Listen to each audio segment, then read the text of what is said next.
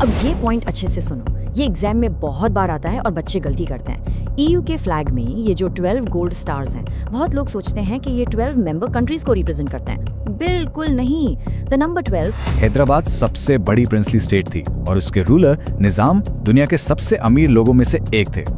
निजाम ने ऐलान कर दिया कि हैदराबाद आजाद रहेगा, लेकिन वहां की जनता निजाम हिस्टोरिकली किसी भी देश के लिए सबसे बड़ा खौफ एक मिलिट्री अटैक ही माना जाता था, क्योंकि ये एक ऐसा खतरा है जो सीधे आपके एग्जिस्टेंस पर ही सवाल उठाता है। तो अब हम आते हैं इस रीजन के सबसे बड़े, सबसे कॉम्प्लिकेटेड और सबसे डेंजरस इशू पर, India versus Pakistan. Political science, इतनी सारी डेट्स, इतने सारे इवेंट्स, इतना सब कुछ याद कैसे रखें? चैप्टर 1 पढ़ते हैं और चैप्टर 4 तक पहुंचते पहुंचते सब कुछ दिमाग से गायब। Sound familiar? बिल्कुल। आज हम आपकी इसी प्रॉब्लम को एकदम क्रिस्टल क्लियर करने वाले हैं, जिससे आप बोर्ड में फुल स्कोर कर पाओ। हेलो बच्चों, आपका स्वागत है एडू मास्टरी में, जहां आपके सारे कॉन्सेप्ट्स एकदम इजी वे में क्लियर होते हैं। और हाँ, सारे स्टडी मटेरियल के लिए आप हमारी व्हाट्सएप कम्युनिटी ज्वाइन कर सकते हैं। Link is in the description. Hello everyone, कैसे हो सब? हम बात कर रहे हैं chapter the end of bipolarity की। अरे नाम सुन के टेंशन मत लो, थोड़ा कॉम्प्लेक्स लग रहा होगा। आई प्रॉमिस, मैं इस पूरी स्टोरी को तुम्हारे लिए एकदम सिंपल और इंटरेस्टिंग बना दूंगा। तो चलो शुरू करते हैं एक सिंपल से सवाल से। सोचो जरा, जर्मनी में एक दीवार, जस्ट अ वॉल, उसके गिरने से दुनिया का एक पूरा super power, I mean a massive country, कैसे खत्म हो सकता है ना? अजीब सवाल। वेल, इस सवाल का जवाब ही इस पूरे चैप्टर की है। So let's find out together. अब इस सवाल को ठीक से समझने के लिए ना थोड़ा टाइम मशीन में पीछे चलते हैं। कहाँ? सीधा वर्ल्ड वॉर 2 के एंड में 1945। जब वॉर खत्म हुआ ना, तो पूरे दुनिया में यू कुड से बस 2 ही बड़े दादा बचे थे, 2 पावर प्लेयर्स। बिल्कुल जैसे स्कूल के प्लेग्राउंड में 2 सबसे स्ट्रॉन्ग टीम्स के कैप्टन्स नहीं होते। एक टीम का कैप्टन था यूएसए और दूसरी टीम का कैप्टन यूएसएसआर। जरा इस टाइमलाइन पे नजर डालो। 1945 से लेकर 1991 तक इन दोनों सुपर पावर्स के बीच एक अजीब सी लड़ाई चली, जिसे हम क्या कहते हैं? Cold war. अब कोल्ड क्यों? इसे कोल्ड इसलिए कहते हैं क्योंकि ये कोई गर्म युद्ध आमने सामने फायरिंग वाला वॉर नहीं था। ना, ये एक ठंडा युद्ध था, फुल ऑफ टेंशन, कंपटीशन और एक रेस लगी हुई थी कि किसके पास ज्यादा पावरफुल वेपन्स हैं। समझ रहे हो? No direct fighting but a lot of tension. और देखो, इनकी लड़ाई सिर्फ वेपन्स की नहीं थी, बिल्कुल नहीं। इनकी सोच, इनकी आइडियोलॉजी एकदम ऑपोजिट थी। यूएसए फॉलो करता था कैपिटलिज्म। सिंपल लैंग्वेज में सोचो, तुम अपनी दुकान खोल सकते हो, बिजनेस कर सकते हो, आराम से प्रॉफिट कमा सकते हो। On the other hand, USSR follow करता था सोशलिज्म या कम्युनिज्म। यहाँ सब कुछ, आई मीन सारी इंपॉर्टेंट दुकानें, सारी इंडस्ट्रीज सब सरकारी हैं, गवर्नमेंट की हैं, और गवर्नमेंट ही डिसाइड करती है कि क्या बनेगा और किसे कितना मिलेगा। तो एक तरफ डेमोक्रेसी और फ्रीडम और दूसरी तरफ वन पार्टी रूल, जमीन आसमान का फर्क था। और बस यहीं से हमारे चैप्टर का टाइटल निकल के आता है, द एंड ऑफ बाइपोलैरिटी। अब ये बाइपोलैरिटी क्या चीज है? टेंशन मत लो। बाय का मतलब 2, पोलर मतलब पोल्स। सिंपल सा मतलब है एक ऐसी दुनिया जिसके 2 पावर सेंटर्स हैं, 2 पोल्स हैं, या लेट्स से 2 सुपर गुंडाज हैं, यूएसए और यूएसएसआर। और ये चैप्टर इस कहानी के बारे में है कि कैसे इनमें से एक गुंडा पूरे सीन से ही गायब हो गया। इस पूरी डिवीजन का, इस पूरी लड़ाई का सबसे बड़ा सिंबल पता है क्या था? The Berlin wall. Just imagine करो, एक पूरा शहर रातों रात बीच से एक दीवार खड़ी करके काट दिया गया। जर्मनी और इसकी कैपिटल बर्लिन लिटरली 2 हिस्सों में बंट गई।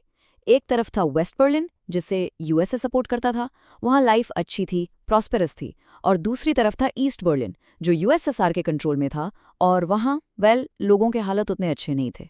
और ये दीवार 1961 में इसलिए बनाई गई ताकि ईस्ट के लोग भागकर बेटर लाइफ के लिए वेस्ट ना जा सके। तो सवाल ये है कि दीवार के उस पार, आई मीन यूएसएसआर में, ऐसा क्या चल रहा था? ये इतना पावरफुल सुपर पावर अंदर से ही खोखला कैसे होने लगा? चलो अब देखते हैं इस सिस्टम में क्रैक्स कहाँ थे। लेट्स डिग इन। सबसे पहला और सबसे बड़ा क्रैक था उनके पॉलिटिकल सिस्टम में। जस्ट इमेजिन, एक ही पार्टी, द कम्युनिस्ट पार्टी, 70 साल से, for 70 years they were ruling.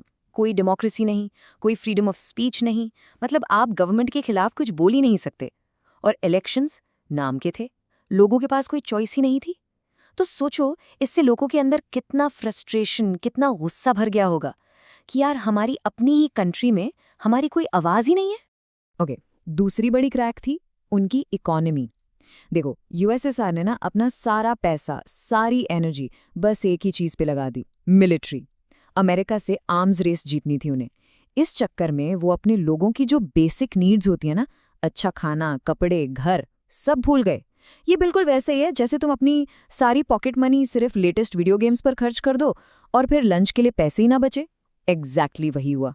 और इसका रिजल्ट, टेक्नोलॉजी में भी वो वेस्ट से काफी पीछे रह गए। और फिर उन्होंने एक ऐसी गलती कर दी जो शायद आखिरी कील साबित हुई। 1979 दे इन्वेडेड अफगानिस्तान। ये war, it was a disaster for them. बहुत लंबा चला, बहुत महंगा साबित हुआ। इस वॉर ने यूएसएसआर की पहले से ही जो डूब रही थी ना इकोनॉमी, उसको और नीचे खींच लिया। और नॉट जस्ट दैट, इस वॉर ने दुनिया को ये भी दिखा दिया कि hey, the Soviet army isn't unbeatable. वो उतनी स्ट्रांग नहीं है जितना सब सोचते थे। तो जब हालात इतने खराब थे, तब स्टोरी में एक नए कैरेक्टर की एंट्री होती है। द ईयर इज 1985 और लीडर बनते हैं मिखाइल गोर्बाचोव। अब गोर्बाचोव बहुत स्मार्ट थे। वो समझ गए थे कि बॉस, अगर अभी के अभी सिस्टम को ठीक नहीं किया ना, तो ये पूरा देश डूब जाएगा। So he decided to take a big risk. उन्होंने एक आखिरी कोशिश की, एक फाइनल गैम्बल खेला टू सेव द कंट्री। तो गोर्बाचोव दो बड़े पॉलिसीज लेकर आए, दो बड़े आइडियाज। पहला था ग्लासनोस्ट, सिंपल मतलब ओपननेस। उन्होंने कहा, अब आप खुल के बोल सकते हो, गवर्नमेंट को क्रिटिसाइज कर सकते हो। इमेजिन करो, 70 साल की चुप्पी के बाद आज़ादी। और दूसरा था पेरेस्ट्रोइका, यानी रीस्ट्रक्चरिंग। उन्होंने कहा, चलो अब इस पूरे सिस्टम की सर्विस करते हैं, इसको ठीक करते हैं। द प्लान वॉज गुड, पर इस गैम्बल का रिजल्ट बिल्कुल अनएक्सपेक्टेड निकला। हुआ पता है क्या? जब लोगों को इतने सालों बाद आज़ादी का थोड़ा सा टेस्ट मिलाना, थैंक्स टू ग्लासनोस्ट, तो उनका दबा हुआ गुस्सा और बाहर आ गया। इट्स लाइक उन्होंने सोचा, अच्छा ये है फ्रीडम। अब उन्हें बस छोटा मोटा रिपेयर नहीं चाहिए था। अब वो सिस्टम में छोटे मोटे चेंजेस नहीं चाहते थे। नो, अब उन्हें ये पूरा का पूरा सिस्टम ही उखाड़ के फेंकना था। They wanted complete freedom and they wanted it right now. So the irony is, Gorbachev reforms लाए थे सिस्टम को बचाने के लिए, लेकिन उन्होंने अनजाने में एक ऐसे जिन को बॉटल से बाहर निकाल दिया जिसे अब कोई कंट्रोल नहीं कर सकता था। और फिर बिल्कुल डोमिनोज की तरह, एक गिरा तो दूसरा, फिर तीसरा, एक के बाद एक सब कुछ गिरने लगा। An entire era was about to end. और फिर द फाइनल कोलैप्स शुरू हुआ। सबसे पहला और सबसे सिंबॉलिक डोमिनो गिरा नवंबर 1989 में, जब बर्लिन के लोगों ने गुस्से में आकर, खुशी में आकर उस नफरत की दीवार को तोड़ दिया। Can you imagine that moment? It was historic. इसके बाद तो जैसे एक फ्लड आ गया, एक के बाद एक। पोलैंड, हंगरी, सारे ईस्ट यूरोपियन देश सोवियत कंट्रोल से आज़ाद होने लगे। और फाइनली दिसंबर 1991 में वो सुपर पावर जिसने 70 साल तक दुनिया के आधे हिस्से पर राज किया था, द सोवियत यूनियन, ऑफिशियली खत्म हो गया। Just like that. तो अब आगे क्या हुआ? सोचो, जो दुनिया पहले बाइपोलर थी, मतलब दो सुपर पावर वाली, अब वो क्या हो गई? यूनिपोलर। प्लेग्राउंड से एक टीम कैप्टन घर चला गया और अब मैदान में सिर्फ एक ही बॉस बचा था, and that was the USA. पर एक मिनट, इतने बड़े यूएसएसआर की विरासत का क्या? इतने सारे वेपन्स, इतनी बड़ी सीट यूएन में, वो कहाँ गई? तो ये सारी जिम्मेदारी मिली रशिया को, क्योंकि 15 रिपब्लिक्स में से रशिया सबसे बड़ा और सबसे पावरफुल था। तो रशिया को यूएसएसआर का सक्सेसर स्टेट माना गया। बेसिकली इसका मतलब है कि यूएसएसआर की जो powerful United Nations security council की सीट थी और जो हजारों न्यूक्लियर वेपन्स थे, वो सब ऑटोमेटिकली रशिया को मिल गए। तो चलो एग्जाम के लिए फटाफट एक क्विक रिवीजन कर लेते हैं। अगर क्वेश्चन आए कि यूएसएसआर डूबा क्यों, तो क्या लिखोगे? चलो पॉइंट्स बनाते हैं। नंबर 1, इंटरनल वीकनेसेस, सिस्टम अंदर से पूरा खोखला हो चुका था। Number 2, the cost of the arms race, सारा पैसा हथियारों पर बर्बाद कर दिया। नंबर 3, लोगों की आज़ादी की चाहत, people wanted freedom. Number 4, Gorbachev's reforms, जो अच्छे के लिए थे बट दे बैकफायर्ड। और लास्ट पॉइंट, नेशनलिज्म, जो छोटे छोटे देश थे ना उसके अंदर, वो सब अब आज़ादी चाहते थे। ये पॉइंट ज़रूर याद रखना, एग्जाम के लिए इंपॉर्टेंट है। तो बाइपोलर वर्ल्ड तो खत्म हो गया, एक सुपर पावर गेम से आउट हो गया, लेकिन इसके बाद दुनिया कैसी बनी? What kind of world came next? क्या सब कुछ अचानक से पीसफुल हो गया या फिर नई प्रॉब्लम्स, नई चैलेंजेस शुरू हुई? इसके बारे में सोचना, क्योंकि इसका जवाब हम ढूंढेंगे अपने अगले लेसन में। सी यू देन। हेलो बच्चों, चलो आज एक बहुत इंटरेस्टिंग चैप्टर समझते हैं, कॉन्टेम्पररी सेंटर्स ऑफ पावर। इसका मतलब क्या है? सिंपल भाषा में, आज के टाइम में दुनिया के नए पावर हाउसेस कौन है जो अमेरिका को टक्कर दे रहा है? चलो आज यही समझेंगे। तो सबसे पहला सवाल ये उठता है, जब 1991 में कोल्ड वॉर खत्म हुआ, यूएसएसआर टूट गया, तो क्या पूरी दुनिया में सिर्फ अमेरिका का ही राज था? सिर्फ उसकी ही हेजेमनी थी? या फिर सोचो, जैसे क्रिकेट मैच में क्या एक ही टीम हमेशा चैंपियन रहती है? नहीं ना, नए चैलेंजर्स आते हैं। बस यही इस चैप्टर का मेन आइडिया है। इस चैप्टर को आसान बनाने के लिए हम इसको कुछ पार्ट्स में समझेंगे। पहले यूएस की सिचुएशन क्या थी, फिर यूरोप कैसे एक साथ आया, ईयू इतना पावरफुल कैसे बना, उसके बाद आएगा चाइना का इकोनॉमिक मिरेकल, और लास्ट में हम देखेंगे कि आज का न्यू वर्ल्ड ऑर्डर कैसा दिखता है। ओके, तो चलो शुरू करते हैं। इमेजिन करो 1991 का टाइम है, यूएसएसआर कोलैप्स हो चुका है, पूरी दुनिया यूनिपोलर हो गई। यूनिपोलर मतलब सिर्फ एक पोल ऑफ पावर बचा है, और वो है यूएसए। उस टाइम तो ऐसा ही लग रहा था कि भाई अब अमेरिका ही अनडिस्प्यूटेड चैंपियन है, अब इसको कोई नहीं हरा सकता। लेकिन जैसा मैंने कहा, ये स्टोरी सिर्फ एक चैंपियन की नहीं है। जैसे एक स्पोर्ट्स लीग में एक टीम हमेशा टॉप पर नहीं रहती, नए चैलेंजर्स आते हैं। बिल्कुल वैसे ही ग्लोबल पॉलिटिक्स में भी नए पावर सेंटर्स उभर रहे थे, और ये चैप्टर उन्हीं नए चैलेंजर्स की कहानी है। तो चलो मिलते हैं अपने पहले चैलेंजर से, यूरोप। देखो, वर्ल्ड वॉर 2 के बाद क्या हालत थी, पूरा यूरोप बर्बाद हो चुका था। तब वहां के लीडर्स ने सोचा कि यार, हम आपस में लड़ के खत्म हो गए हैं, अब लड़ना नहीं, जुड़ना है। उन्हें रियलाइज हुआ कि अगर हम सब एक हो जाएं तो हम एक बहुत बड़ी ताकत बन सकते हैं। और इसकी शुरुआत कैसे हुई? अमेरिका के मार्शल प्लान से। अमेरिका ने वेस्टर्न यूरोप के देशों को बहुत सारी फाइनेंशियल हेल्प दी, मतलब पैसा दिया, ताकि उनकी इकोनॉमी फिर से अपने पैरों पर खड़ी हो सके। ये एक तरह से यूरोप की यूनिटी के लिए पहली ईंट थी, नींव का पत्थर था। अब देखो, ये स्लाइड आते ही बहुत बच्चों को डर लगता है। इतने सारे नेम्स, इतनी सारी डेट्स, ओएसी, ईईसी, एग्जाम में कैसे याद रहेगा? आई नो इट्स कंफ्यूजिंग, पर टेंशन मत लो, इसको स्टोरी की तरह समझो, स्टेप बाय स्टेप। सबसे पहले उन्होंने सोचा, चलो पैसे के मामले में यानी इकोनॉमी में साथ आते हैं, तो 1948 में बनाया ओईसी, इकोनॉमिक कोऑपरेशन के लिए। फिर उन्हें लगा, अरे पॉलिटिकल मैटर्स में भी तो साथ रहना चाहिए, तो 1949 में बना काउंसिल ऑफ यूरोप। धीरे धीरे ये दोस्ती और गहरे हुई और उन्होंने कॉमन मार्केट बनाया, यूरोपियन इकोनॉमिक कम्युनिटी या ईईसी। और फाइनली 1992 में maastricht ट्रीटी साइन करके इन सब का बड़ा रूप सामने आया, द यूरोपियन यूनियन। देखा, it's a logical journey, not just random dates. तो धीरे धीरे क्या हुआ? ये जो ग्रुप सिर्फ इकोनॉमी के लिए बना था, वो एक पावरफुल पॉलिटिकल यूनियन बन गया। बिल्कुल एक जॉइंट फैमिली की तरह सोचो। पहले सब बिजनेस के लिए साथ आए थे, पर अब घर के सब बड़े फैसले, किसके साथ दोस्ती करनी है, फॉरेन पॉलिसी क्या होगी, अपनी सिक्योरिटी कैसे करनी है, सब मिलकर लेते हैं। तो ईयू की पावर कहाँ से आती है? इसके 3 मेन पिलर्स हैं। पहला, जबरदस्त इकोनॉमिक पावर, इतना पैसा है कि दुनिया के ट्रेड को इन्फ्लुएंस करते हैं। दूसरा, पॉलिटिकल और डिप्लोमैटिक क्लाउड, मतलब उनकी आवाज ग्लोबल डिसीजंस में सुनी जाती है। और तीसरा, मिलिट्री स्ट्रेंथ, सारे देशों की आर्मी मिला दो तो ये दुनिया की सेकंड लार्जेस्ट फोर्स बन जाती है। और ये देखो, this is really interesting. Global trade में यूरोपियन यूनियन का शेयर अमेरिका से भी ज्यादा है। उनकी टोटल जीडीपी सोचो, $17 ट्रिलियन से भी ज्यादा है। इसका क्या मतलब हुआ? इसका मतलब यह है कि जब वर्ल्ड ट्रेड ऑर्गेनाइजेशन जैसी जगहों पर कोई मीटिंग होती है, तो ईयू की आवाज को कोई इग्नोर नहीं कर सकता, उनकी बात सुननी ही पड़ती है। और फिर आती है उनकी करेंसी, यूरो। ये सीधा सीधा यूएस डॉलर के राज को, उसकी डोमिनेंस को चैलेंज करती है। अब तक तो डॉलर एक किंग था, है ना? लेकिन अब यूरो से उसको तगड़ा कंपटीशन मिल रहा है, और ये बच्चों एक बहुत बड़ा पावर शिफ्ट है। हाँ, अब ये पॉइंट अच्छे से सुनो, ये एग्जाम में बहुत बार आता है और बच्चे गलती करते हैं। ईयू के फ्लैग में ये जो 12 गोल्ड स्टार्स हैं, बहुत लोग सोचते हैं कि ये 12 मेंबर कंट्रीज को रिप्रेजेंट करते हैं। बिल्कुल नहीं।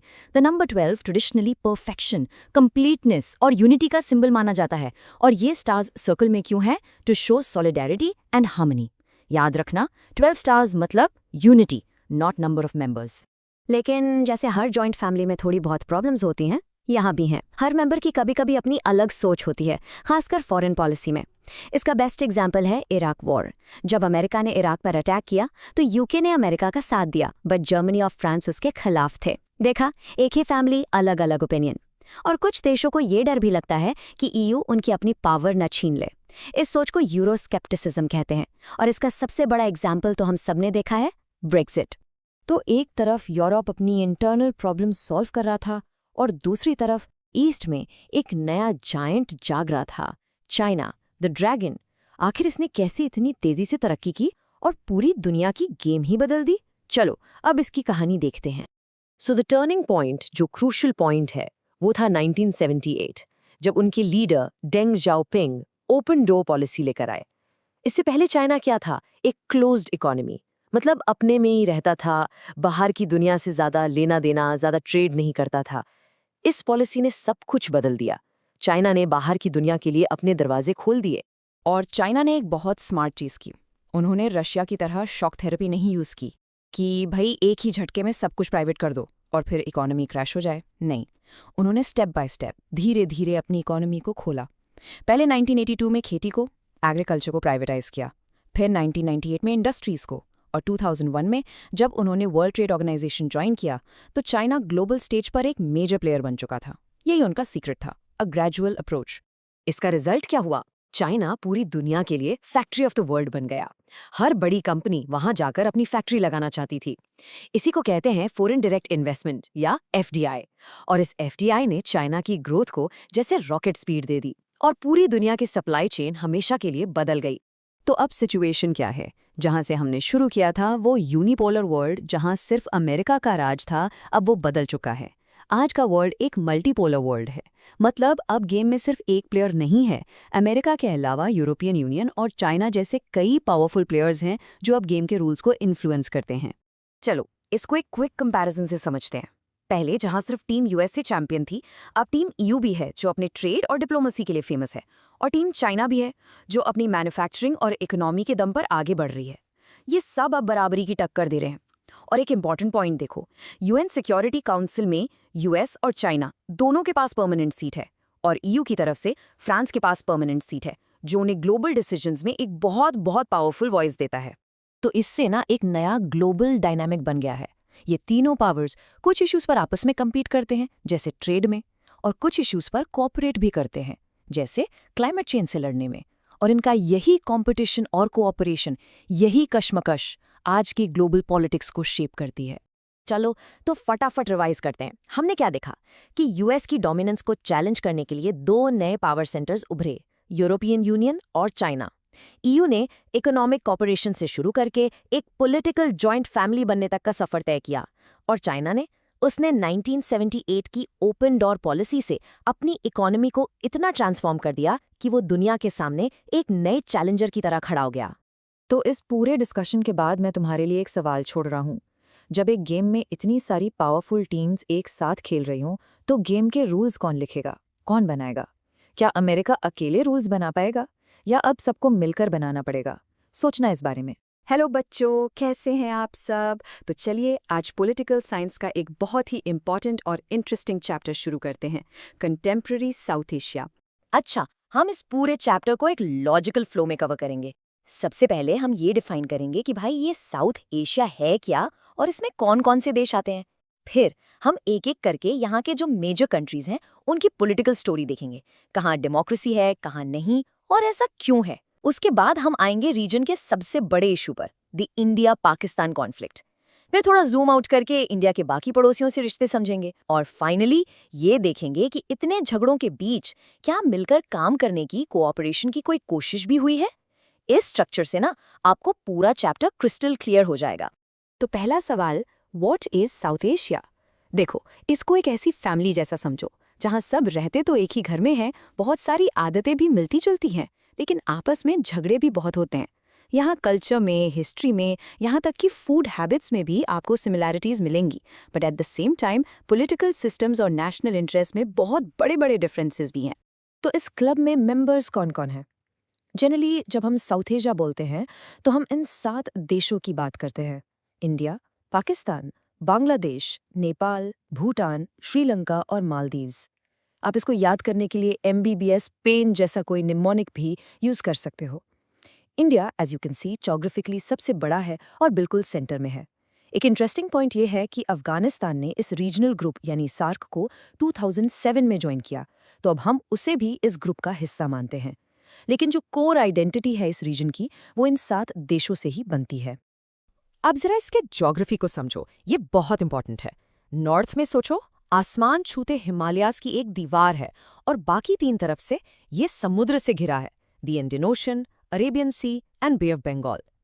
इन नेचुरल बाउंड्रीज ने इसे बाकी एशिया से अजीब सा काट कर एक सब कॉन्टिनेंट बना दिया है। इसका असर क्या हुआ? यहाँ एक अलग इंटरकनेक्टेड कल्चर और सोसाइटी डेवलप हुई, जिसे हम साउथ एशियन आइडेंटिटी कहते हैं। यहाँ की पॉलिटिक्स, यहाँ के कॉन्फ्लिक्ट्स, सब पर इस ज्योग्राफी का बहुत गहरा असर है। चलो अब इन देशों के अंदर झांकर देखते हैं। हर देश की पॉलिटिकल जर्नी एक मूवी स्क्रिप्ट की तरह है, आई एम टेलिंग यू। कहीं डेमोक्रेसी की सक्सेस स्टोरी है, तो कहीं मिलिट्री डिक्टेटर्स ने रूल किया है, और कहीं तो राजा का शासन चलता था। इनकी इंडिविजुअल स्टोरीज को समझे बिना हम साउथ एशिया को एज अ होल नहीं समझ सकते। सबसे पहले बात करते हैं पाकिस्तान की। पाकिस्तान की पॉलिटिकल हिस्ट्री एक रोलर कोस्टर राइड जैसी रही है, सही में। वहां आज़ादी के बाद से ही एक साइकिल चलता आ रहा है। सिविलियन गवर्नमेंट आती है, फिर मिलिट्री कू हो जाता है, फिर थोड़े टाइम बाद वापस डेमोक्रेसी आती है और फिर से मिलिट्री टेक ओवर कर लेती है। ये जो डेमोक्रेसी और डिक्टेटरशिप के बीच का टग ऑफ वॉर है ना, इसने वहां के सिस्टम को कभी आराम से स्टेबल होने ही नहीं दिया।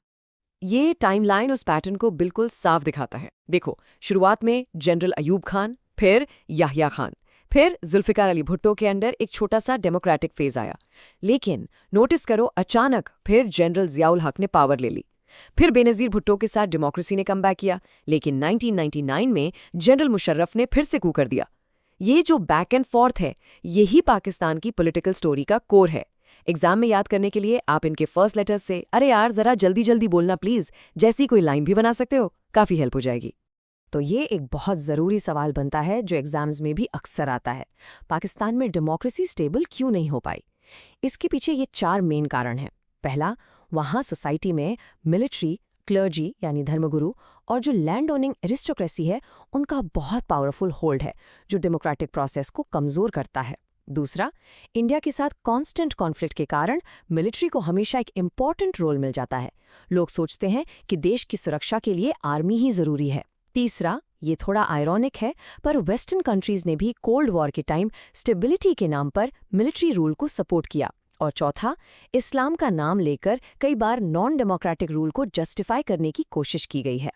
अब आते हैं बांग्लादेश की कहानी पर, जो पहले ईस्ट पाकिस्तान हुआ करता था। कॉन्फ्लिक्ट शुरू हुआ जब वेस्ट पाकिस्तान ने बंगाली स्पीकिंग ईस्ट पाकिस्तान पर उर्दू लैंग्वेज और अपना कल्चर थोपना शुरू किया। 1970 के इलेक्शन में ईस्ट पाकिस्तान के लीडर शेख मुजीबुर रहमान जीत गए, पर वेस्ट पाकिस्तान की लीडरशिप ने उन्हें पावर देने से साफ मना कर दिया। जब लोगों ने प्रोटेस्ट किया तो जनरल याह्या खान की आर्मी ने बहुत ही ब्रूटल क्रैकडाउन किया। लाखों लोग जान बचाने के लिए इंडिया भाग कर आए। इस ह्यूमैनिटेरियन क्राइसिस की वजह से इंडिया को इंटरवीन करना पड़ा। 1971 की वॉर हुई और एक नए देश का जन्म हुआ, बांग्लादेश। चलिए अब अपने एक और पड़ोसी नेपाल की तरफ चलते हैं। नेपाल की कहानी रीजन में सबसे अलग है। जस्ट इमेजिन, ये देश एक लंबे टाइम तक एक हिंदू किंगडम था जहां राजा का राज चलता था, और वहां से इसने एक मॉडर्न डेमोक्रेटिक रिपब्लिक बनने का सफर तय किया। ये ट्रांसफॉर्मेशन बहुत ही ड्रामेटिक और बहुत ही इंपॉर्टेंट है। नेपाल में कई सालों तक एक ट्रायंगुलर कॉन्फ्लिक्ट चला। सोचो, एक ट्रायंगल के 3 कॉर्नर्स थे। एक तरफ राजा और उनकी आर्मी, दूसरे कॉर्नर पर डेमोक्रेसी मांगने वाली पॉलिटिकल पार्टीज, और तीसरे कॉर्नर पर थे माओइस्ट्स जो हथियारों के दम पर सिस्टम बदलना चाहते थे। इन तीनों के बीच की पावर स्ट्रगल ने आखिरकार मोनार्की को इतना कमजोर कर दिया कि 2008 में उसे खत्म ही कर दिया गया और नेपाल एक रिपब्लिक बन गया। अब बात करते हैं श्रीलंका की। यहाँ डेमोक्रेसी तो आज़ादी के बाद से ही रही है, पर देश एक बहुत ही गहरे एथनिक कॉन्फ्लिक्ट से जूझता रहा है। वहाँ सिन्हाला कम्युनिटी मेजॉरिटी में है, जिनका मानना है कि ये उनका देश है और तामिल्स को कोई स्पेशल राइट्स नहीं मिलने चाहिए। वहीं दूसरी तरफ तामिल माइनॉरिटी फील करती है कि उनके लैंग्वेज, उनके कल्चर की रिस्पेक्ट नहीं होती, उनके साथ जॉब्स और एजुकेशन में डिस्क्रिमिनेशन होता है, और इसीलिए वो अपने लिए रीजनल ऑटोनॉमी मांग रहे थे।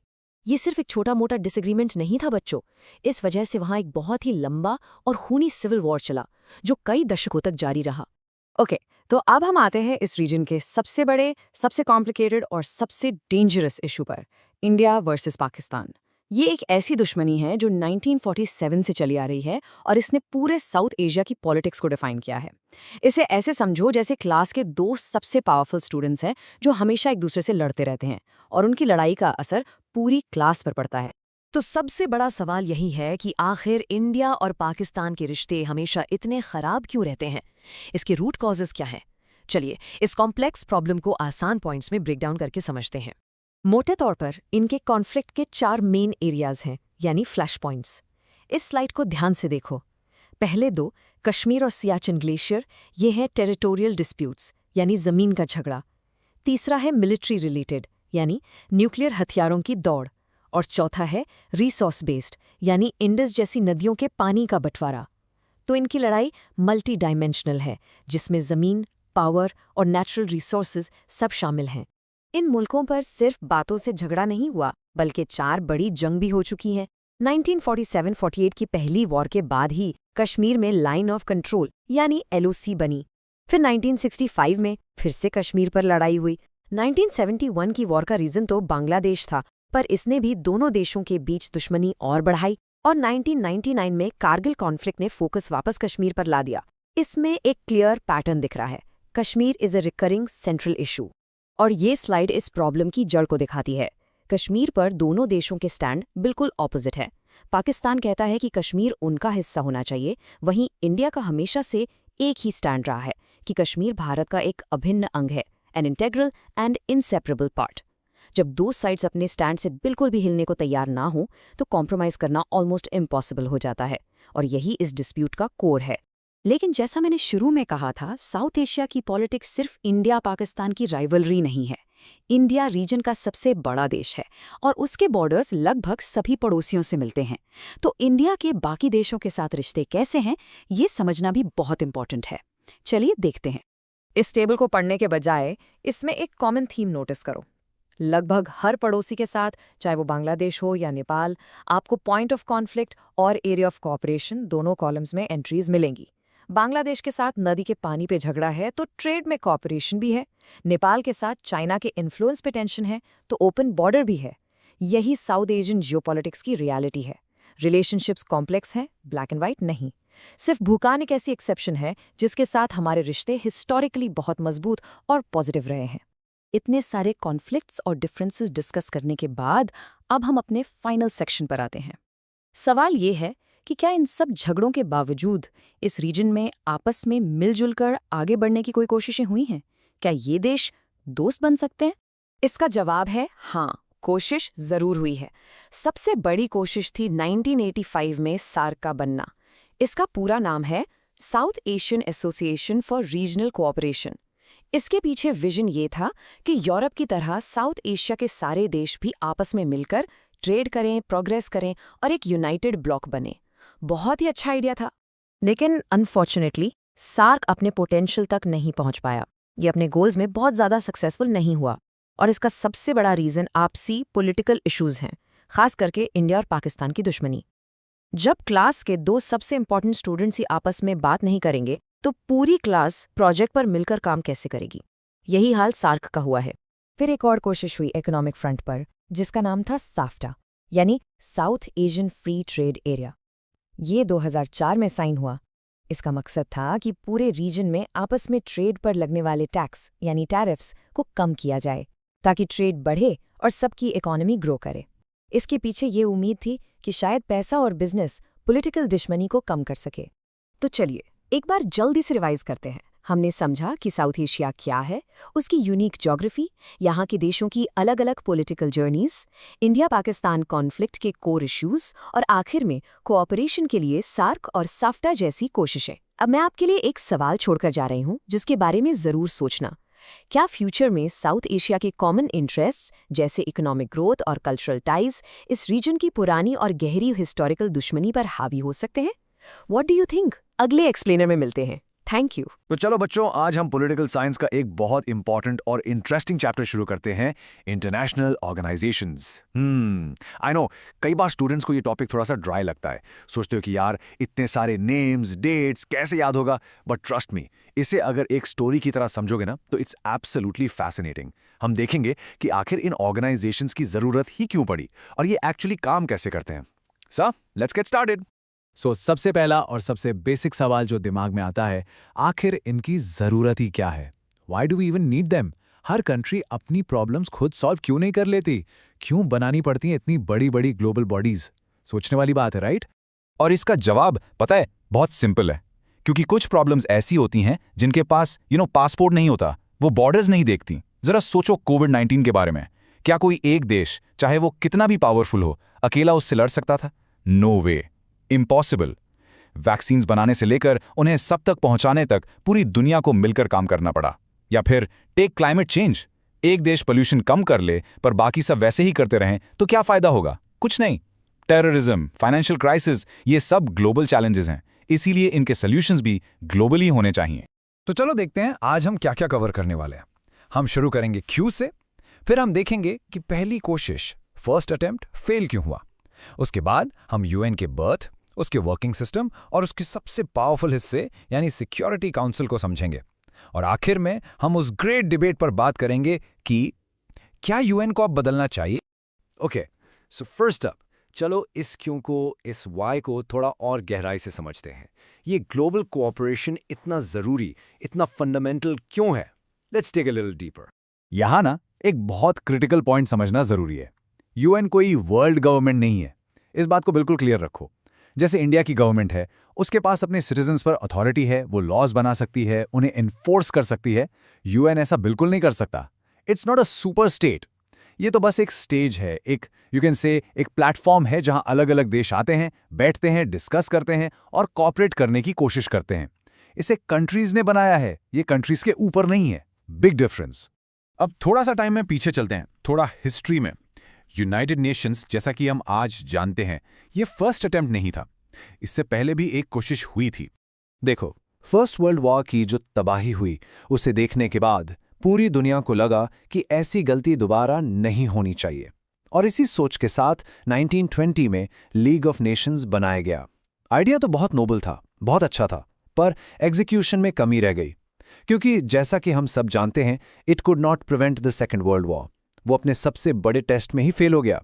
और इसी फेलियर से सीखकर एक नए, बेहतर और ज्यादा पावरफुल ऑर्गेनाइजेशन की नींव रखी गई। जब लीग ऑफ नेशंस फेल हो गया तो एक नए, एक स्ट्रॉन्गर ऑर्गेनाइजेशन की जरूरत महसूस हुई। एक ऐसी न्यू होप की जरूरत थी जो इस टूटी हुई दुनिया को आगे ऐसी डिस्ट्रक्शन से बचा सके। और इसी होप के चलते 24 अक्टूबर 1945 को, यह डेट याद रखना, the United Nations was officially born. इसका मेन मिशन बिल्कुल साफ था, आने वाले झगड़ों को रोकना और देशों के बीच कोऑपरेशन यानी सहयोग को बढ़ाना। शुरू में 51 कंट्रीज ने इसके चार्टर को साइन किया था। And it's a matter of pride कि India was one of those founding members. UN के मिशन की झलक ना उसके लोगों में भी साफ दिखती है। जरा देखो इसे। इसमें एक वर्ल्ड मैप है जिसके चारों तरफ ऑलिव ब्रांचेस हैं। ये जो जैतून की पत्तियां हैं ना, they are a symbol of peace. तो ये लोगो विजुअली हमें बताता है कि यूएन का अल्टीमेट गोल पूरी दुनिया में शांति यानी वर्ल्ड पीस लाना है। तो आखिर इतना बड़ा सिस्टम काम कैसे करता है? I know it seems complicated, but इसको समझने का सबसे आसान तरीका है कि इसे एक बड़े स्कूल की तरह इमेजिन करो। जैसे स्कूल में अलग अलग डिपार्टमेंट्स होते हैं ना, principles office, staff room, assembly hall, वैसे ही यूएन की भी अलग अलग बॉडीज हैं जिनको हम कहते हैं प्रिंसिपल ऑर्गन्स। और इन 6 मेन ऑर्गन्स को याद रखने के लिए मेरे पास आपके लिए एक सिंपल सी ट्रिक है। Just remember the word guest, GUEST, और उसके आगे बस एक आई लगा दो। सो गेस्ट आई।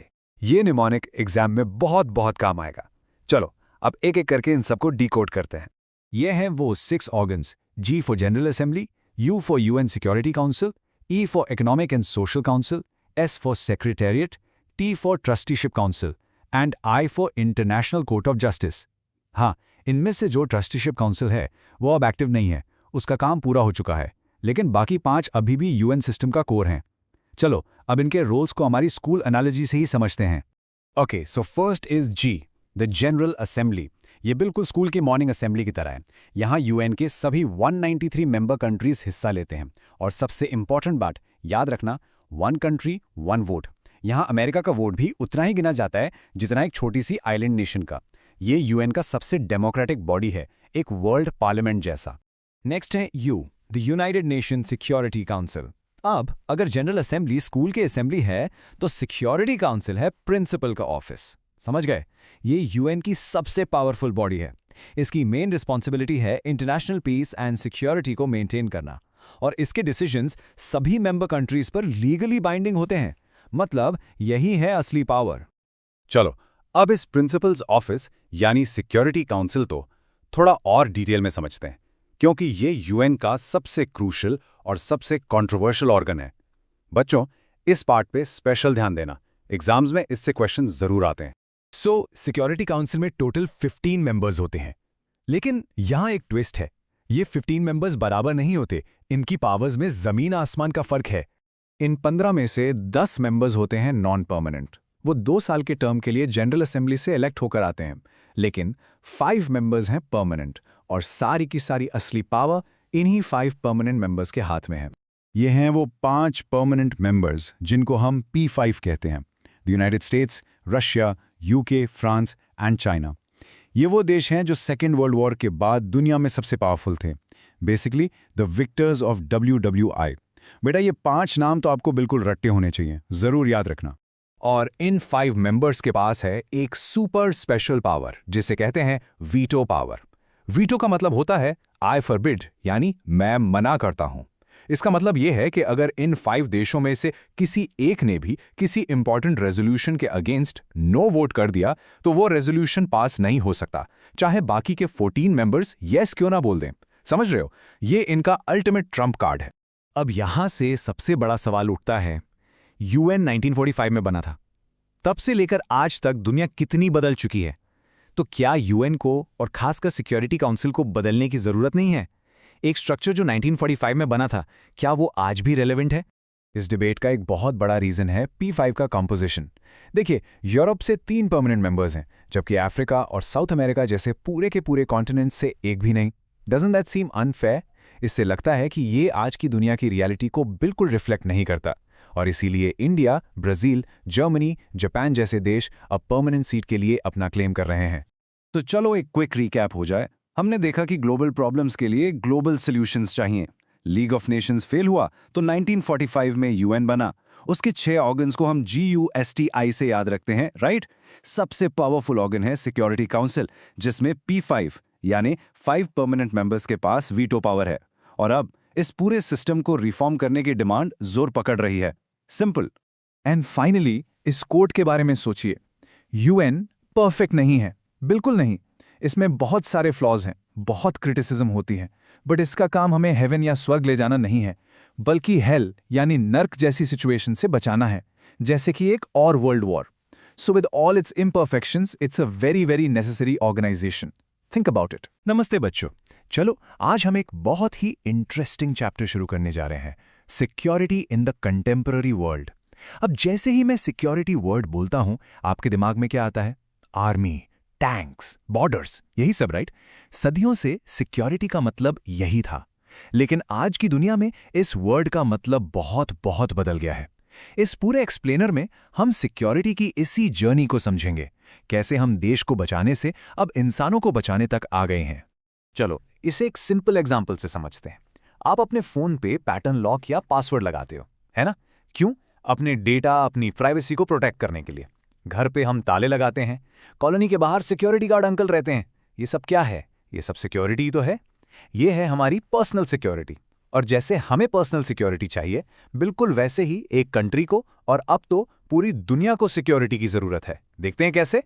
तो इस चैप्टर में हम एक एक करके समझेंगे, एकदम स्टोरी की तरह।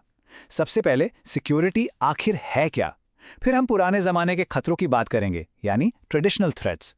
उसके बाद हम आज की दुनिया में आएंगे और नए डेंजर्स को देखेंगे। फिर हम एक नए और बहुत इंपॉर्टेंट कॉन्सेप्ट ह्यूमन सिक्योरिटी को समझेंगे, और आखिर में इन सबसे निपटने का आगे का रास्ता क्या है उस पर बात करेंगे। ओके, तो सबसे पहले सिक्योरिटी का बिल्कुल बेसिक मतलब है फ्रीडम फ्रॉम थ्रेट्स, सिंपल भाषा में खतरों से आज़ादी। एक ऐसी सिचुएशन जहां हमें किसी चीज़ से डर ना हो, कोई चीज़ हमें नुकसान ना पहुंचा सके। ये सिक्योरिटी का कोर आइडिया है। लेकिन इतना सिंपल भी नहीं है। हर छोटा मोटा खतरा सिक्योरिटी थ्रेट नहीं होता। अब देखो, घर में मच्छर या चूहा होना भी एक थ्रेट है, पर वो नेशनल सिक्योरिटी थ्रेट थोड़ी है। सिक्योरिटी थ्रेट हम सिर्फ उस चीज को मानते हैं जो हमारी कोर वैल्यूज पर हमला करे। अब ये कोर वैल्यूज क्या है? एक इंसान के लिए उसकी कोर वैल्यू उसकी जान हो सकती है, और एक देश के लिए उसकी कोर वैल्यूज हैं उसकी सॉवरेनिटी यानी उसकी आज़ादी, उसकी इंडिपेंडेंस और इसकी टेरिटोरियल इंटेग्रिटी यानी उसकी जमीन। जब इन चीजों पर खतरा मंडराता है तब उसे कहते हैं एक सीरियस सिक्योरिटी थ्रेट। तो इन कोर वैल्यूज को बचाने का जो पुराना आजमाया हुआ तरीका था, वहां से शुरू होती हमारी कहानी, the story of traditional security.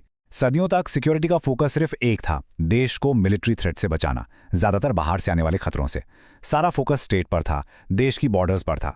इस ट्रेडिशनल व्यू में खतरे दो तरह के होते थे। एक एक्सटर्नल थ्रेट, यानी बाहर से कोई दूसरा देश हमला कर दे, और दूसरा इंटरनल थ्रेट, यानी देश के अंदर से ही कोई प्रॉब्लम शुरू हो जाए, जैसे सिविल वॉर या कोई अलगाववादी आंदोलन।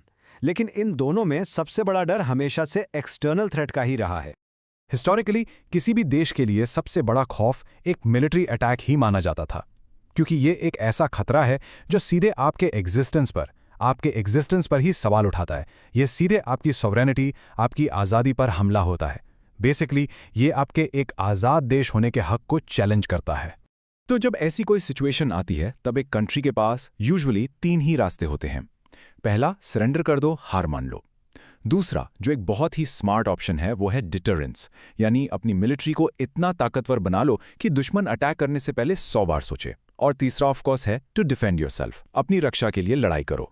और इन अटैक से बचने के लिए देश 2 मेन स्ट्रैटेजीज यूज करते थे। एक था balance of power. Simple idea है, अगर आपके पड़ोसी के पास 100 टैंक हैं तो आपके पास भी कम से कम उतने होने चाहिए ताकि पावर का बैलेंस बना रहे। दूसरी स्ट्रैटेजी ही अलायंस बिल्डिंग। इसका फंडा है दुश्मन का दुश्मन दोस्त। अपने जैसे सोचने वाले देशों के साथ मिलकर मिलिट्री ग्रुप बना लो, जैसे कोल्ड वॉर के टाइम पे नाटो बना था। लेकिन वो सब पुराने जमाने की बातें थी। अब दुनिया बदल चुकी है, बैटलफील्ड बदल चुका है और खतरे भी बिल्कुल नए आ गए हैं। अब हम एंटर कर रहे हैं नॉन ट्रेडिशनल थ्रेट्स की दुनिया में। ये ऐसे डेंजर्स हैं जिनसे आप टैंक्स, मिसाइल्स या सोल्जर से नहीं लड़ सकते। ये नए खतरे क्या हैं? टेररिज्म, ग्लोबल पॉवर्टी, बीमारियां जैसे अभी हमने कोविड-19 देखा, और सबसे बड़ा क्लाइमेट चेंज। इन सब में एक बात कॉमन है, ये किसी देश की बॉर्डर नहीं देखते। एक देश में फैला वायरस पूरी दुनिया में लॉकडाउन करवा सकता है। आर्कटिक में पिघलती बर्फ पूरे प्लैनेट का टेम्परेचर बढ़ा सकती है। ये ग्लोबल प्रॉब्लम्स हैं। जरा इसके बारे में सोचो। साल 2004 में इंडियन ओशन में एक सुनामी आई थी। ये एक नेचुरल डिजास्टर था, एक नॉन ट्रेडिशनल थ्रेट। उसने 2,27,000 से भी ज्यादा लोगों की जान ले ली कई देशों में। ये एक बहुत बड़ा सिक्योरिटी थ्रेट था, लेकिन ये फौज के लिए नहीं, ये इंसानों की जिंदगी के लिए था। इससे लड़ने के लिए कोई आर्मी नहीं आ सकती थी। यही है नए जमाने का खतरा। और इन्हीं नए खतरों की वजह से सिक्योरिटी की पूरी डेफिनेशन ही शिफ्ट हो गई है। अब फोकस देश की बॉर्डर्स को प्रोटेक्ट करने से हटकर उस देश के अंदर रहने वाले लोगों को यानी इंसानों को प्रोटेक्ट करने पर आ गया है। इसी नए कॉन्सेप्ट को हम कहते हैं ह्यूमन सिक्योरिटी। अब ह्यूमन सिक्योरिटी को समझने के 2 तरीके हैं। एक है इसका नैरो कॉन्सेप्ट, जिसे कहते हैं फ्रीडम फ्रॉम फियर। इसका मतलब है लोगों को डायरेक्ट हिंसा से बचाना, जैसे जंग, आतंकवाद, जेनोसाइड। बेसिकली इंसानों की फिजिकल सेफ्टी को इंश्योर करना। ये फ्रीडम फ्रॉम फियर। और अगला concept freedom from want exam के लिए बहुत इंपॉर्टेंट है, तो प्लीज ध्यान देना। और दूसरा, इससे भी बड़ा कॉन्सेप्ट है फ्रीडम फ्रॉम वांट। ये कहता है कि सिक्योरिटी सिर्फ गोली या बॉम्ब से बचना नहीं है। सिक्योरिटी है भूख से आज़ादी, बीमारी से आज़ादी, गरीबी से आज़ादी। एक ऐसी जिंदगी जहां आपकी बेसिक ज़रूरतें पूरी हों और आप एक इज्जत की ज़िंदगी जी सको, क्योंकि गरीबी और बीमारी जंग से कहीं ज़्यादा जानें ले सकती हैं। और जब कोई खतरा इतना बड़ा हो कि वो पूरी इंसानियत को अफेक्ट करे, तो उसके लिए हम एक टर्म यूज करते हैं, global security. Climate change, pandemics जैसे कोविड-19, ग्लोबल टेररिज्म, ये सब ग्लोबल सिक्योरिटी थ्रेट्स हैं। इन्हें कोई एक देश, चाहे वो कितना भी पावरफुल क्यों ना हो, अकेले सॉल्व कर ही नहीं सकता। तो आखिरी सवाल ये उठता है कि इन ग्लोबल प्रॉब्लम्स का सॉल्यूशन क्या है? अगर कोई एक देश अकेले कुछ नहीं कर सकता, तो फिर आगे का रास्ता क्या है? The only logical answer is global cooperation. सबको साथ मिलकर एक टीम की तरह काम करना होगा। जैसा कि यूएन के former secretary general Kofi Annan ने कहा था, लोगों को प्रोटेक्ट करना सबकी एक कोर जिम्मेदारी है। नॉन ट्रेडिशनल थ्रेट्स से लड़ने के लिए देशों को अपने पॉलिटिकल डिफरेंसेस को साइड में रखकर पूरी ह्यूमैनिटी के भले के लिए साथ आना ही पड़ेगा। इसी कॉन्सेप्ट को कहते हैं कोऑपरेटिव सिक्योरिटी। इसमें यूएन, वर्ल्ड हेल्थ ऑर्गेनाइजेशन यानी WHO, वर्ल्ड बैंक और रेड क्रॉस जैसे NGOs बहुत ही इंपॉर्टेंट रोल प्ले करते हैं। ये ऑर्गेनाइजेशंस एक प्लेटफॉर्म देते हैं जहां सभी देश आके कॉमन प्रॉब्लम्स के कॉमन सॉल्यूशंस ढूंढ सकते हैं। तो चलो एक बार फटाफट पूरी जर्नी को रिवाइज करते हैं। हमने शुरू किया था ट्रेडिशनल सिक्योरिटी से, जिसका फोकस सिर्फ स्टेट और उसकी मिलिट्री पर था, और वहां से दुनिया के बदलते खतरों के साथ हमारा फोकस शिफ्ट हो गया नॉन ट्रेडिशनल थ्रेट्स पर, जिसका सेंटर है ह्यूमन सिक्योरिटी, यानी आप और मैं, और जिसके सॉल्यूशंस हैं ग्लोबल। अब जाते जाते मैं आपके लिए एक सवाल छोड़कर जा रहा हूं, इस पर सोचना जरूर। आपकी जनरेशन के लिए असली खतरा, अ मोर रियल थ्रेट, क्या है? किसी पड़ोसी देश का हमला, या फिर बदलता हुआ मौसम, ग्लोबल वार्मिंग और क्लाइमेट चेंज? आपका जवाब ही शायद डिसाइड करेगा कि 21वीं सेंचुरी में सिक्योरिटी का असली मतलब क्या है। इसी के साथ ये चैप्टर यहां खत्म होता है। Thank you. हेलो बच्चों, चलो आज पॉलिटिकल साइंस का एक बहुत ही इंटरेस्टिंग चैप्टर शुरू करते हैं, एनवायरनमेंट एंड नेचुरल रिसोर्सेज। अब आई नो आपके दिमाग में सबसे पहला सवाल यही आ रहा होगा कि सर ये चैप्टर यहाँ पोल साइंस में क्या कर रहा है? ये तो ज्योग्राफी का टॉपिक लगता है ना? बट ट्रस्ट मी, जब तक ये चैप्टर खत्म होगा आपको समझ आ जाएगा कि आज की डेट में ये ग्लोबल पॉलिटिक्स का सबसे इंपॉर्टेंट, सबसे हॉट टॉपिक है। तो देखो, आज हम इस चैप्टर को आराम से 5 हिस्सों में समझेंगे। पहले तो हम यही मिस्ट्री सॉल्व करेंगे कि भाई एनवायरनमेंट पॉलिटिक्स में आया कैसे। फिर हम दुनिया की सबसे बड़ी लड़ाई, the north versus south debate, को डीकोड करेंगे। उसके बाद कुछ इंपॉर्टेंट मीटिंग्स यानी समिट्स पर नजर डालेंगे। फिर देखेंगे कि हमारा इंडिया इस पूरे मामले में क्या कहता है, और आखिर में बिल्कुल ग्रास रूट्स लेवल पर आकर देखेंगे कि आम लोग कैसे एनवायरनमेंट को बचा रहे हैं। रेडी? Let's start. ओके, सो सबसे पहले फर्स्ट थिंग्स फर्स्ट, ये सवाल बिल्कुल वैलिड है कि ये चैप्टर पॉल साइंस में है ही क्यों। तो हमेशा एक चीज याद रखो, पॉलिटिकल साइंस क्या है? इट्स ऑल अबाउट कि अलग अलग देश, अलग अलग लोग पावर को, रिसोर्सेस को और झगड़ों को यानी कॉन्फ्लिक्ट्स को कैसे मैनेज करते हैं। और आज के टाइम में एनवायरनमेंट इन तीनों चीज़ों का यानी पावर, रिसोर्स और कॉन्फ्लिक्ट, इन तीनों का सेंटर बन चुका है। और इसका जवाब ना बहुत ही सिंपल है। जरा सोचो, क्या इंडिया अकेले ग्लोबल वार्मिंग को रोक सकता है? या मान लो चाइना अकेले सारे ओशंस को साफ कर सकता है? नो वे, इम्पॉसिबल है। ये ऐसी ग्लोबल प्रॉब्लम्स हैं जिनके लिए सारे देशों को एक साथ एक टेबल पर आना पड़ता है।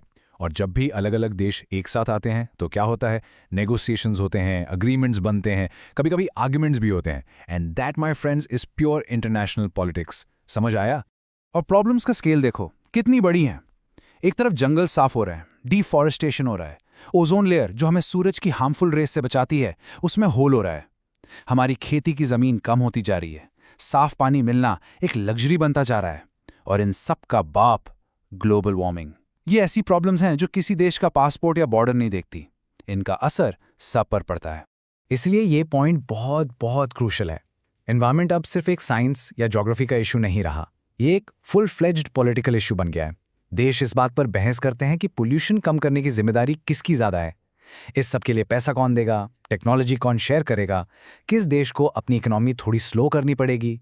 ये सारे सवाल अब ग्लोबल पॉलिटिक्स के सेंटर में हैं। और इन्हीं सवालों से जन्म होता है क्लाइमेट पॉलिटिक्स के सबसे बड़े झगड़े का, सबसे बड़े कॉन्फ्लिक्ट का, the global north versus the global south debate. ये इस चैप्टर का बिल्कुल कोर है, इसका दिल है, तो इससे बहुत ध्यान से समझना। इसको ना एक सिंपल एनालॉजी से समझते हैं। इमेजिन करो एक केक है और इस केक का नाम है कार्बन स्पेस, यानी हमारे प्लैनेट की पोल्यूशन एब्जॉर्ब करने की टोटल कैपेसिटी। अब ग्लोबल नॉर्थ यानी अमेरिका और यूरोप जैसे रिच कंट्रीज, उन्होंने पिछले 200 साल में अपने इंडस्ट्रियल रेवोल्यूशन के टाइम उस केक का 80% हिस्सा अकेले ही खा लिया और डेवलप्ड बन गए, राइट? अब जब ग्लोबल साउथ यानी इंडिया, अफ्रीका, ब्राजील जैसे डेवलपिंग कंट्रीज अपना छोटा सा पीस लेने जा रहे हैं, तो नॉर्थ वाले कहते हैं हे स्टॉप, केक खत्म हो रहा है, अब कोई नहीं खाएगा, सब लोग डाइट पर जाओ। सोचो ये फेयर है क्या? यही है पूरा आर्ग्यूमेंट। नॉर्थ कहता है आज सबकी बराबर जिम्मेदारी है, साउथ कहता है भाई हिस्टोरिकल रिस्पॉन्सिबिलिटी किसकी है? ये आग तुमने लगाई है, पहले तुम बुझाओ, हमने तो अभी डेवलपमेंट शुरू किया है। और इसी बहस से, इसी डिबेट से ये बहुत ही इंपॉर्टेंट प्रिंसिपल निकला है। एग्जाम के लिए इसे स्टार मार्क कर लो, कॉमन बट डिफरेंशिएटेड रिस्पॉन्सिबिलिटीज। इसका मतलब क्या है? हाँ, एनवायरनमेंट को बचाना हम सबकी कॉमन यानी एक साथ रिस्पॉन्सिबिलिटी है, इसमें कोई डाउट नहीं है। लेकिन ये डिफरेंशिएटेड है, यानी अलग अलग। आसान भाषा में, जिसने ज्यादा गंदगी मचाई है वो ज्यादा सफाई करेगा। इसका मतलब डेवलप्ड कंट्रीज की जिम्मेदारी ज्यादा है, उन्हें टेक्नोलॉजी भी देनी पड़ेगी और पैसा भी। Make sense, right? अच्छा, अब इस नॉर्थ साउथ की लड़ाई को सॉल्व करने के लिए और कुछ कॉन्क्रीट एक्शंस लेने के लिए टाइम टू टाइम दुनिया भर के लीडर्स आपस में मिलते हैं। इन्हीं बड़ी मीटिंग्स को हम समिट्स कहते हैं। चलो कुछ की मोमेंट्स देखते हैं इस जर्नी के। ये कुछ हिस्टोरिकल माइलस्टोन्स हैं। कहानी शुरू हुई 1972 में, जब लिमिट्स टू ग्रोथ रिपोर्ट आई, जो एक तरह से दुनिया के लिए वेकअप कॉल था। फिर 1992 में हुआ लैंडमार्क रियो समिट, जिसे हम अर्थ समिट भी कहते हैं। उसके बाद 1997 में आया क्योटो प्रोटोकॉल, और हाल ही में 2015 में हुआ फेमस पेरिस एग्रीमेंट। ये डेट्स और इनका सीक्वेंस जरूर याद रखना। तो रियो समिट इतने इंपॉर्टेंट क्यों था? क्योंकि इसने आगे के लिए एक पूरा फ्रेमवर्क, एक पूरा रास्ता तैयार किया। यहीं पर UNFCCC बना, यानी United Nations framework convention on climate change, जो आज भी सारे क्लाइमेट टॉक्स का बेस है। यहीं पर एजेंडा 21 अडॉप्ट किया गया फॉर सस्टेनेबल डेवलपमेंट, और सबसे इंपॉर्टेंट, इसने officially common but differentiated responsibilities के प्रिंसिपल पर स्टैंप लगा दी, उसे मान लिया। फिर आया क्योटो प्रोटोकॉल। ये इसलिए गेम चेंजर था क्योंकि इसने पहली बार डेवलप्ड कंट्रीज पर लीगली बाइंडिंग टारगेट्स लगाए। मतलब उन्हें अपने ग्रीन हाउस गैस एमिशंस कम करने ही थे, कोई बहाना नहीं चलेगा। बट अपने कॉमन बट डिफरेंशिएटेड रिस्पॉन्सिबिलिटीज के प्रिंसिपल पर चलते हुए इंडिया और चाइना जैसे डेवलपिंग कंट्रीज को इससे छूट दे दी गई, ताकि उनकी इकोनॉमिक ग्रोथ ना रुके। तो इस पूरी ग्लोबल पिक्चर में हमारा देश इंडिया कहाँ खड़ा है? अगर आप इंडिया के क्लाइमेट निगोशिएटर होते तो आप क्या आर्ग्यूमेंट्स देते? ये एक बहुत ही ट्रिकी बैलेंस है, जहां एक तरफ हमें डेवलपमेंट भी करना है और दूसरी तरफ एनवायरनमेंट को भी बचाना है। इंडिया का स्टैंड शुरू से बिल्कुल क्लियर और कंसिस्टेंट रहा है। हम कहते हैं पॉइंट नंबर 1, हमारा पर कैपिटा एमिशन यानी हर एक इंसान का पोल्यूशन कंट्रीब्यूशन हिस्टोरिकली बहुत कम रहा है। पॉइंट 2, हमारी पहली प्रायोरिटी अभी भी अपने लोगों को गरीबी से निकालना है, उनका सोशल और इकोनॉमिक डेवलपमेंट करना है। इसलिए एमिशंस कम करने का प्रेशर डेवलप्ड नेशंस पर ही ज्यादा होना चाहिए। लेकिन इसका मतलब ये बिल्कुल नहीं है कि हम कुछ नहीं कर रहे हैं। हमने सारे मेजर ग्लोबल एग्रीमेंट साइन किए हैं और अपनी तरफ से पूरी कोशिश कर रहे हैं। ये डेटा देखो, ये हमारे आर्ग्यूमेंट को परफेक्टली सपोर्ट करता है। 2030 तक भी इंडिया का पर कैपिटा एमिशन सिर्फ 1.6 टन होगा। आपको आइडिया है साल 2000 में एक एवरेज अमेरिकन का पर कैपिटा एमिशन कितना था? Almost 20 tons. Can you believe the difference? तो जब हमारा कंट्रीब्यूशन इतना कम है तो हम पर बाइंडिंग टारगेट्स लगाना कहाँ का जस्टिस है? सोचो। और हाँ, इंडिया सिर्फ बात ही नहीं कर रहा है, हम काम भी करके दिखा रहे हैं। हमने क्लीन फ्यूल के लिए ऑटो फ्यूल पॉलिसी लाई है, एनर्जी बचाने के लिए एक्ट्स बनाए हैं, और सबसे बड़ा कदम है हमारा रिन्यूएबल एनर्जी जैसे सोलर एनर्जी पर फोकस। फ्रांस के साथ मिलकर इंडिया ने इंटरनेशनल सोलर अलायंस की शुरुआत की है, जिसका हेडक्वार्टर गुरुग्राम में है। This is a big deal and it shows our commitment. चलिए अब बड़ी बड़ी ग्लोबल पॉलिटिक्स से थोड़ा नीचे आते हैं, जूम इन करते हैं और अपने देश में बिल्कुल जमीनी लेवल पर आते हैं। चलो देखते हैं कि आम लोग, कम्युनिटीज और हमारी ट्रेडिशंस एनवायरनमेंट को कैसे बचा रही हैं। ये है मूलवासी, यानी हमारे आदिवासी भाई बहन। ये वो लोग हैं जो सदियों से, हजारों सालों से जंगल के साथ, नेचर के साथ हार्मनी में रहते आए हैं। वो जंगल के ओरिजिनल प्रोटेक्टर्स हैं। उनके पास एक ऐसी ट्रेडिशनल नॉलेज है जिसे हमें रिस्पेक्ट करना चाहिए और ये इंश्योर करना चाहिए कि डेवलपमेंट के नाम पर उनके राइट्स, उनके हक ना छीने जाएं। इसका एक बहुत ही ब्यूटीफुल एग्जाम्पल है सेक्रेड ग्रोव्स की ट्रेडिशन, जिसे हम देवराय या वन प्रंतार भी कहते हैं। इंडिया के कई स्टेट्स में गांव वाले जंगल के एक हिस्से को किसी देवी या देवता के नाम पर डेडिकेट कर देते हैं, और उस जगह को इतना पवित्र, इतना सेक्रेड माना जाता है कि वहां से एक पत्ती भी तोड़ना मना होता है। सोचो, ये विश्वास, ये कल्चर अपने आप में कितना पावरफुल कंजर्वेशन टूल है। तो चलो एक बार फटाफट रिवाइज करते हैं कि हमने क्या क्या समझा। सबसे पहले एनवायरनमेंट एक पॉलिटिकल इशू क्यों है। फिर हमने नॉर्थ साउथ डिबेट को समझा, जहां साउथ हिस्टोरिकल रिस्पॉन्सिबिलिटी की बात करता है। इसी से निकला कॉमन बट डिफरेंशिएटेड रिस्पॉन्सिबिलिटीज का सुपर इंपॉर्टेंट प्रिंसिपल। हमने रियो समिट और क्योटो प्रोटोकॉल जैसे बड़े माइलस्टोन्स देखे, और फाइनली इंडिया का बैलेंस स्टैंड समझा, जहां डेवलपमेंट के साथ साथ प्रोटेक्शन पर भी जोर है। तो मैं आपको इस एक सवाल के साथ छोड़कर जा रहा हूं। ये इस चैप्टर का ही नहीं, शायद इस पूरी सेंचुरी का सबसे बड़ा सवाल है। डेवलपमेंट, जो हमारी जरूरत है, और एनवायरनमेंट, जिसके बिना हम जिंदा ही नहीं रह सकते। इन दोनों के बीच में एक परफेक्ट बैलेंस, एक संतुलन कैसे बनाया जाए, इस पर जरूर सोचना। Okay, with that all the very best for your exams. Hello बच्चों एंड वेलकम। आज हम पॉलिटिकल साइंस का एक बहुत ही इंटरेस्टिंग और इंपॉर्टेंट चैप्टर ग्लोबलाइजेशन को समझेंगे। अब देखो, ये वर्ड आपने बहुत बार सुना होगा, है ना? बट इसका असली मतलब क्या है, ये आज एकदम क्रिस्टल क्लियर हो जाएगा।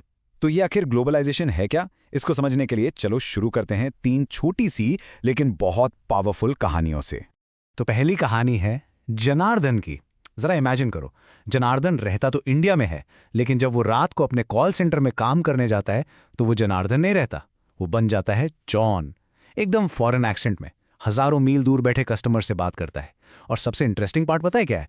उसकी छुट्टियां दिवाली या होली की नहीं, बल्कि थैंक्सगिविंग और क्रिसमस की होती हैं, बिल्कुल अमेरिकन कैलेंडर के हिसाब से। सोचो इसके बारे में एक सेकंड के लिए। अब आते अपनी दूसरी कहानी पर। यह है रामधारी। वो अपनी 9 साल की बेटी के लिए बर्थडे गिफ्ट लेने गए और उन्हें एक बहुत अच्छी क्वालिटी की सस्ती साइकिल मिल गई। लेकिन जब उन्होंने पास से देखा तो उस पर लिखा था मेड इन चाइना। और तभी उन्हें याद आया कि पिछले साल तो उन्होंने बेटी को एक बार्बी डॉल दी थी जो मेड इन द यूएसए थी। तो देखो, रामधारी हैं इंडिया में, लेकिन जो सामान वो खरीद रहे हैं वो पूरी दुनिया से आ रहा है। और ये रही हमारी तीसरी और आखिरी कहानी सरिका की। सरिका अपने परिवार की पहली लड़की है जिसने अपनी पढ़ाई पूरी की और जॉब भी कर रही है। उसके परिवार में कुछ लोग इसके खिलाफ हैं। वो अभी भी पुराने ख्यालों में जीते हैं कि लड़कियों को काम नहीं करना चाहिए। लेकिन सरिका एकदम डिटर्मिन्ड है। वो इन ट्रेडिशनल वैल्यूज को चैलेंज करके अपना करियर बना रही है।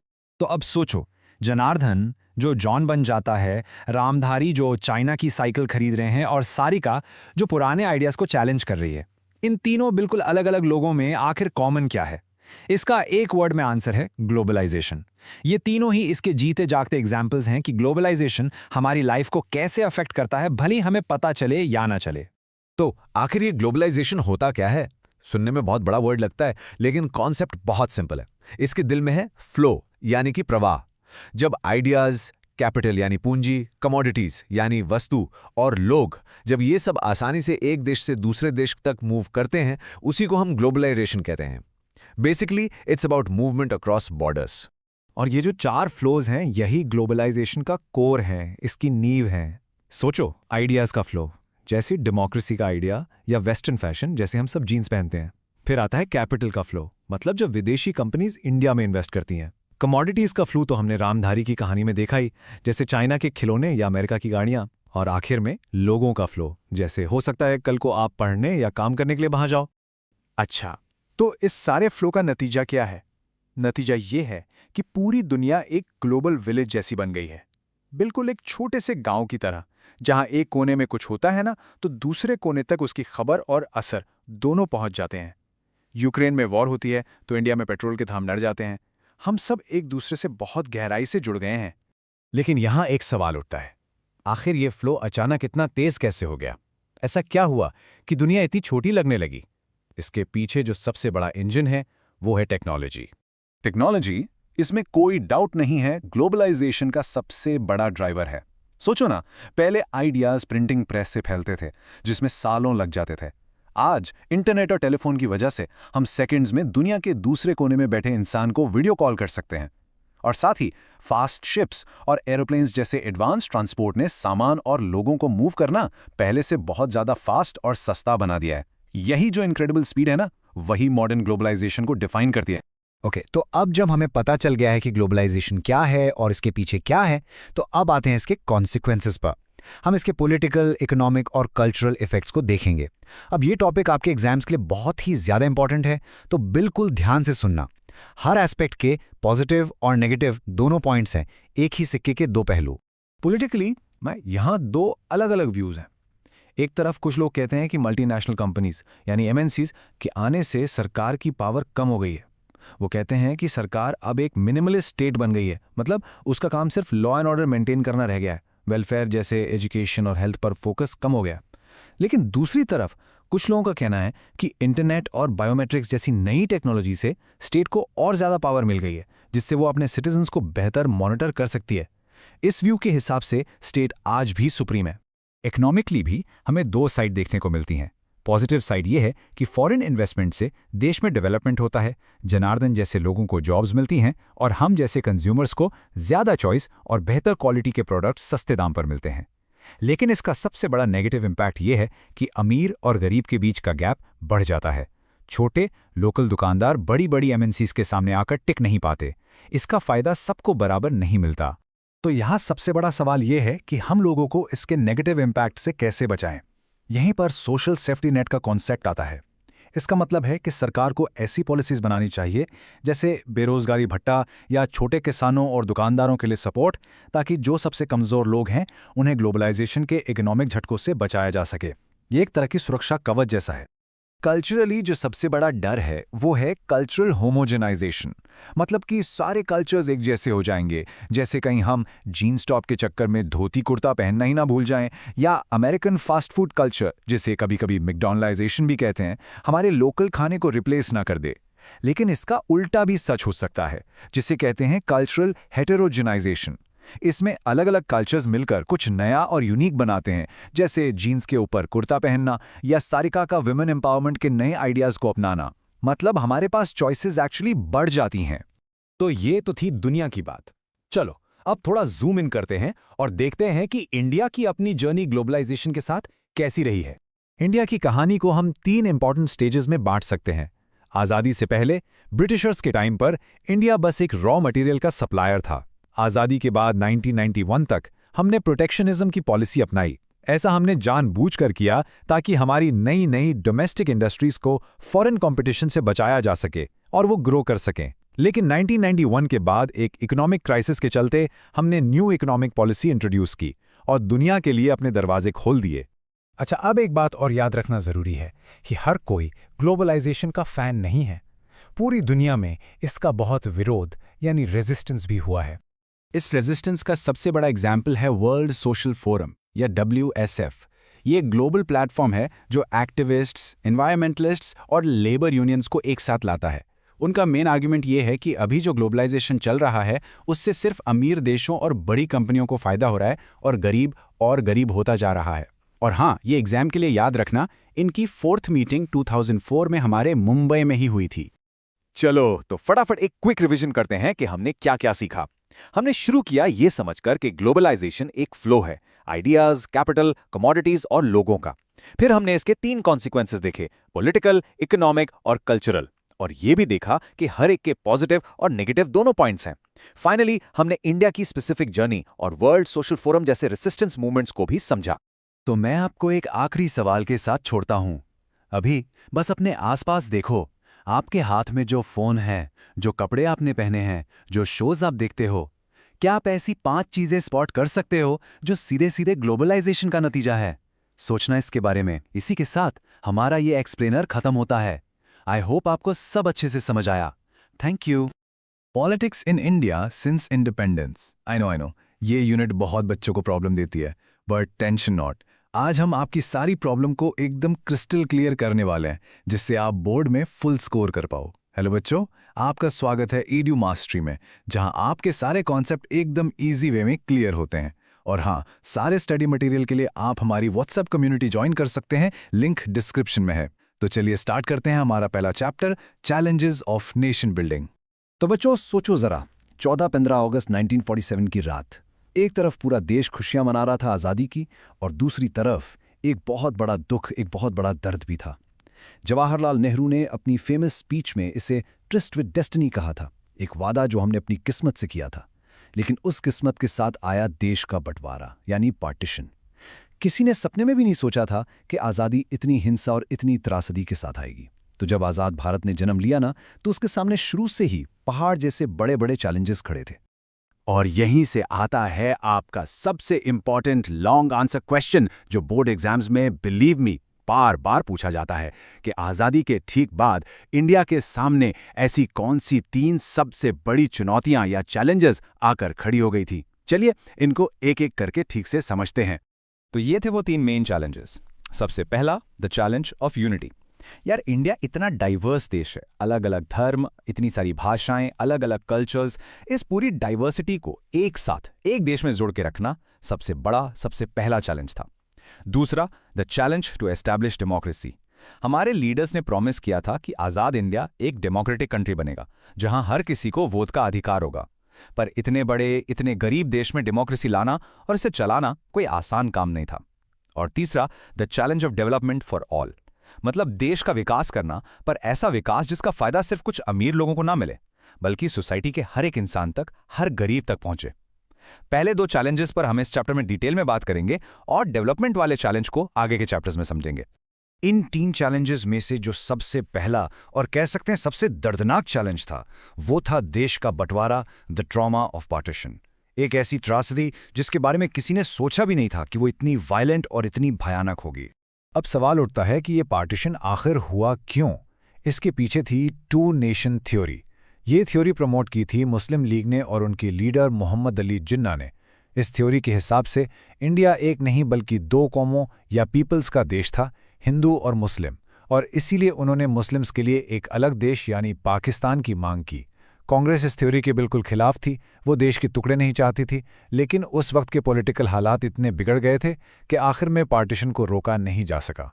देखो, ये कह देना कि जहां जहां मुस्लिम मेजॉरिटी है वो पाकिस्तान बन जाएगा, ये बोलने में बड़ा आसान लगता है, लेकिन इसे ज़मीन पर लागू करना, इम्प्लीमेंट करना बेहद बेहद मुश्किल था। इस प्रोसेस में 4 बड़ी प्रैक्टिकल प्रॉब्लम्स सामने आईं। पहली समस्या तो ये थी कि कोई एक सिंगल एरिया नहीं था जहां सारे मुस्लिम्स रहते हों। मुस्लिम पॉपुलेशन 2 जगह कॉन्सेंट्रेटेड थी, एक वेस्ट में और एक ईस्ट में। तो इसीलिए पाकिस्तान के 2 हिस्से बने, वेस्ट पाकिस्तान और ईस्ट पाकिस्तान, जिनके बीच में पूरा इंडिया था। Strange right? दूसरी दिक्कत ये आई कि हर मुस्लिम मेजॉरिटी एरिया पाकिस्तान में जाना ही नहीं चाहता था। For example, north west frontier province के लीडर खान अब्दुल गफ्फार खान, जिन्हें फ्रंटियर गांधी भी कहते हैं, वो इस 2 नेशन थ्योरी के सख्त खिलाफ थे, लेकिन उनकी आवाज़ को अनसुना कर दिया गया। तीसरी और शायद सबसे बड़ी प्रॉब्लम थी पंजाब और बंगाल की। इन दोनों प्रोविंसेस में बहुत बड़ी नॉन मुस्लिम पॉपुलेशन भी थी, इसलिए इन दोनों स्टेट्स का भी बंटवारा हुआ डिस्ट्रिक्ट के लेवल पर। इमेजिन करो, 15 अगस्त की सुबह तक लाखों लोगों को ये तक नहीं पता था कि उनका गांव अब इंडिया में है या पाकिस्तान में। और चौथी प्रॉब्लम थी माइनॉरिटीज़ की। जैसे ही बॉर्डर बना, बॉर्डर के दोनों तरफ लाखों हिंदू, सिख और मुस्लिम माइनॉरिटीज़ बन गए, जिनका घर एक रात में ही एक दूसरा देश बन गया। और इसका नतीजा क्या हुआ? It was one of the largest, most sudden, unplanned and tragic transfers of population in human history. दोनों तरफ दंगे शुरू हो गए। लाहौर, अमृतसर और कोलकाता जैसे शहर कम्युनल जोन्स बन गए, जहां एक कम्युनिटी के लोग दूसरी कम्युनिटी के लोगों को मार रहे थे, उनके घर जला रहे थे। इसका स्केल कितना बड़ा था, इस नंबर से अंदाजा लगाइए। लगभग 80 लाख लोगों को अपना घर, अपनी जमीन, अपना सब कुछ छोड़कर बॉर्डर के पार माइग्रेट करना पड़ा। लोग ट्रेनों में पैदल जैसे हो सका अपनी जान बचाकर भागे। औरतों पर बेहद जुल्म हुए, परिवार के परिवार बिछड़ गए। ये सिर्फ जमीन का बंटवारा नहीं था बच्चों, ये दिलों का बंटवारा था। चलो अब आते हैं नेक्स्ट बड़े चैलेंज पर। पार्टीशन के जख्म तो थे ही, पर एक और खतरा देश की यूनिटी पर मंडरा रहा था। ये था प्रिंसली स्टेट्स का प्रॉब्लम। ब्रिटिश इंडिया का लगभग 1/3 हिस्सा इन्हीं प्रिंसली स्टेट से बना था। तो आज़ादी से पहले इंडिया बेसिकली 2 हिस्सों में था। एक थे ब्रिटिश इंडियन प्रोविंसेस, जहां अंग्रेजों का डायरेक्ट राज था, और दूसरे थे प्रिंसली स्टेट्स। यहां राजा या नवाब रूल करते थे, पर उन्होंने अंग्रेजों की सुप्रीमेसी यानी पैरामाउंटेसी को एक्सेप्ट किया हुआ था। इसको ऐसे समझो कि राजा अपने घर के मालिक तो थे, लेकिन पूरे मोहल्ले के सुपरवाइजर ब्रिटिशर्स ही थे, तो आखिरी फैसला उनका ही चलता था। आज़ादी के टाइम इंडिया में ऐसी छोटी बड़ी 565 प्रिंसली स्टेट्स थीं, और ब्रिटिशर्स ने जाते जाते एक बॉम्ब फोड़ दिया। उन्होंने कहा कि अब ब्रिटिश राज खत्म तो पैरामाउंटेसी भी खत्म। अब इन 565 स्टेट्स के पास 3 ऑप्शन हैं, या तो इंडिया ज्वाइन करो, या पाकिस्तान, या फिर इंडिपेंडेंट रहो। ये देश के लिए बहुत बड़ा खतरा था। सोचो, अगर 565 छोटे छोटे देश बन जाते तो इंडिया का क्या होता? ऐसे मुश्किल टाइम में एक हीरो सामने आए, सरदार वल्लभ भाई पटेल, जो उस वक्त इंडिया के होम मिनिस्टर थे। उन्होंने इन सभी राजाओं से बात करने का, उन्हें मनाने का जिम्मा अपने कंधों पर उठाया। उनका विजन एकदम क्लियर था, जैसा कि आप इस कोट में देख सकते हैं, कि सबको मिलकर बाय कॉमन एंडेवर इस देश को महान बनाना है। उनकी समझदारी और उनके आयरन विल ने ही इंडिया को बिखरने से बचाया। और सरदार पटेल का हथियार था ये document, the instrument of accession. ये एक सिंपल सा लीगल पेपर था जिस पर राजा साइन करके ये अग्री करते थे कि उनका स्टेट अब से यूनियन ऑफ इंडिया का हिस्सा है। ये 1 मार्क क्वेश्चन के लिए इंपॉर्टेंट टर्म है बच्चों, इसको जरूर नोट कर लेना। ज्यादातर राजा तो सरदार पटेल की बात समझ गए और पीसफुली इंडिया में शामिल हो गए, लेकिन 4 स्टेट्स ने काफी प्रॉब्लम क्रिएट की। हैदराबाद, जूनागढ़, कश्मीर और मणिपुर। इनका इंटीग्रेशन इतना आसान नहीं था। चलो एक छोटा सा केस स्टडी देखते हैं हैदराबाद का। हैदराबाद सबसे बड़ी प्रिंसली स्टेट थी और उसके रूलर निजाम दुनिया के सबसे अमीर लोगों में से एक थे। निजाम ने ऐलान कर दिया कि हैदराबाद आज़ाद रहेगा, लेकिन वहां की जनता निजाम के रूल से परेशान थी और उन्होंने आंदोलन शुरू कर दिया। इस आंदोलन को कुचलने के लिए निजाम ने अपनी एक पैरामिलिट्री फोर्स, जिसका नाम था रज़ाकार्स, को लोगों पर छोड़ दिया। रज़ाकार्स ने बहुत अत्याचार किए। आखिर में सितंबर 1948 में इंडियन आर्मी को इंटरवीन करना पड़ा, जिसके बाद निजाम ने सरेंडर किया और हैदराबाद इंडिया का हिस्सा बन गया। ओके, तो देश को पार्टीशन से बचाया, प्रिंसली स्टेट्स को जोड़ लिया। अब आई एक और चुनौती, देश के अंदर की बाउंड्रीज को कैसे बनाया जाए। ब्रिटिश ने तो अपनी मर्जी से लाइंस खींच दी थी, पर अब लोगों की मांग थी कि स्टेट्स को भाषा यानी लैंग्वेज और कल्चर के बेसिस पर बनाया जाए। देखिए, आज़ादी से पहले 1920 में ही कांग्रेस ने प्रॉमिस किया था कि आज़ादी के बाद लैंग्वेज के बेसिस पर स्टेट्स बनेंगे, लेकिन आज़ादी के बाद लीडर्स को डर लगा कि पार्टीशन के बाद अगर भाषा के नाम पर स्टेट्स बनाए तो देश और टूट सकता है। इसलिए उन्होंने इस बात को थोड़ा पोस्टपोन कर दिया, पर लोगों ने प्रोटेस्ट जारी रखा। सबसे बड़ा आंदोलन हुआ पुराने मद्रास स्टेट में, जहां तेलुगु बोलने वाले लोगों ने अपने लिए अलग आंध्रा स्टेट की मांग की। एक veteran Gandhian putty Shri Ramulu इस मांग के लिए 56 दिन की भूख हड़ताल पर बैठे और उनकी डेथ हो गई। इससे पूरे एरिया में हिंसा भड़क गई और आखिरकार सरकार को झुकना पड़ा। दिसंबर 1952 में आंध्र प्रदेश बनाने का ऐलान करना पड़ा। इसके बाद 1953 में एक स्टेट्स रीऑर्गेनाइजेशन कमीशन बनाई गई इस पूरे इशू को स्टडी करने के लिए। इसके कमीशन ने रेकमेंड किया कि हाँ, स्टेट्स की बाउंड्रीज को लैंग्वेज के बेसिस पर ही बनाना चाहिए। इनकी रिपोर्ट के बेसिस पर 1956 में स्टेट्स रीऑर्गेनाइजेशन एक्ट पास हुआ और देश में 14 स्टेट्स और 6 यूनियन टेरिटरीज बनाए गए। इसी एक्ट के बाद आगे चलकर 1960 में बॉम्बे स्टेट को 2 हिस्सों में बांटा गया, मराठी बोलने वालों के लिए महाराष्ट्र और गुजराती बोलने वालों के लिए गुजरात। तो चलो एक क्विक रिवीजन करते हैं। हमने देखा कि आज़ादी के बाद इंडिया ने अपने 3 बड़े फाउंडेशनल चैलेंजेस को कैसे फेस किया। पहला, पार्टीशन के ट्रॉमा के बीच देश को एक किया। दूसरा, 565 से ज्यादा प्रिंसली स्टेट्स को इंडिया में शामिल करवाया। और तीसरा, देश के अंदर भाषा के आधार पर स्टेट्स को रीऑर्गेनाइज करके एक नया पॉलिटिकल मैप तैयार किया। तो इस पूरी कहानी का सबसे बड़ा टेकअवे क्या है? शुरू में लीडर्स को जो डर था ना कि भाषा के बेसिस पर स्टेट्स बनाने से देश कमज़ोर हो जाएगा, वो बिल्कुल गलत साबित हुआ। उल्टा, इसने देश की यूनिटी को और मजबूत किया, क्योंकि जब लोगों की लैंग्वेज और कल्चर को रिस्पेक्ट मिली तो उनका देश पर विश्वास और बढ़ा। इस डिसीजन ने हमारी डेमोक्रेसी को और ज़्यादा स्ट्रांग बनाया। तो आखिर में मैं आपके लिए एक सवाल छोड़कर जा रहा हूं। क्या भाषा के आधार पर स्टेट्स बनाना सही फैसला था? क्या इसने सच में इंडिया को यूनाइट किया या इसने आगे जाके और डिविजन्स पैदा किए? इसके बारे में ज़रूर सोचिए। आई होप आपको ये चैप्टर एकदम क्रिस्टल क्लियर हो गया होगा। स्टडी मटेरियल के लिए हमारी व्हाट्सएप कम्युनिटी ज्वाइन करना मत भूलना, और अगर ये एक्सप्लेनेशन पसंद आई तो लाइक ज़रूर करना। मिलते हैं अगले चैप्टर में। तो चलो बच्चों, आज हम एक चैप्टर नहीं, एक पॉलिटिकल थ्रिलर पढ़ने वाले हैं, the crisis of democratic order. ये एक ऐसी कहानी है जिसमें ड्रामा है, इमोशन है, पावर है और इंडिया की डेमोक्रेसी का सबसे बड़ा इम्तिहान है। जरा सोचो, 1971 में इंदिरा गांधी गरीबी हटाओ के नारे पर एक जबरदस्त जीत हासिल करती हैं। उनकी पॉपुलैरिटी पीक पर है, लेकिन अचानक आगे के 4 साल में ऐसा क्या हो जाता है कि 1975 में देश में नेशनल इमरजेंसी लग जाती है। एक इतनी बड़ी विक्ट्री से डेमोक्रेसी के लॉकडाउन तक का सफर, यही मिस्ट्री है जिसे आज हम सॉल्व करेंगे। चलो इस पूरे फिल्म का एक ट्रेलर देखते हैं। सबसे पहले हम देखेंगे कि उस सुपर हिट विक्ट्री के पीछे क्या-क्या प्रॉब्लम्स छिपी हुई थीं। फिर हम बात करेंगे स्टूडेंट्स रिवोल्ट की, कैसे गुजरात और बिहार से उठी एक चिंगारी पूरे देश में फैल गई। उसके बाद आएगा सबसे इंटरेस्टिंग पार्ट, पार्लियामेंट और सुप्रीम कोर्ट की टक्कर। फिर वो ऐतिहासिक फैसला जिसने इंडिया की पॉलिटिक्स को हिलाकर रख दिया। और फाइनली हम देखेंगे कि इमरजेंसी में आखिर हुआ क्या और 1977 के इलेक्शंस ने हमें क्या सबक सिखाया। रेडी हो? Let's dive in. तो हमारी कहानी का फर्स्ट सीन शुरू होता है 1971 से। Indira Gandhi is at the peak of her power. उन्होंने कांग्रेस को एक मैसिव जीत दिलाई है और बांग्लादेश वॉर जीतने के बाद तो वो देश की हीरो बन गई हैं। ऐसा लग रहा था शी इज़ इनविंसिबल, उन्हें कोई नहीं हरा सकता। लेकिन जैसा कहते हैं ना, हर बड़ी जीत के पीछे कुछ मुश्किलें भी छिपी होती हैं और यहीं से धीरे धीरे परेशानी के बीज बोए जा रहे थे। अब ये टाइमलाइन देखो, कितनी ड्रामेटिक है। 1967 में कांग्रेस की मेजॉरिटी कम हुई, जिसे पॉलिटिकल अर्थक्वेक कहा गया। 1969 में पार्टी ही टूट गई, सबको लगा कांग्रेस खत्म।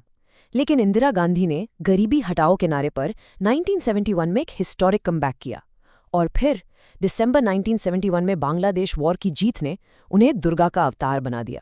She was at the top. उनकी पावर ऑलमोस्ट एब्सोल्यूट थी।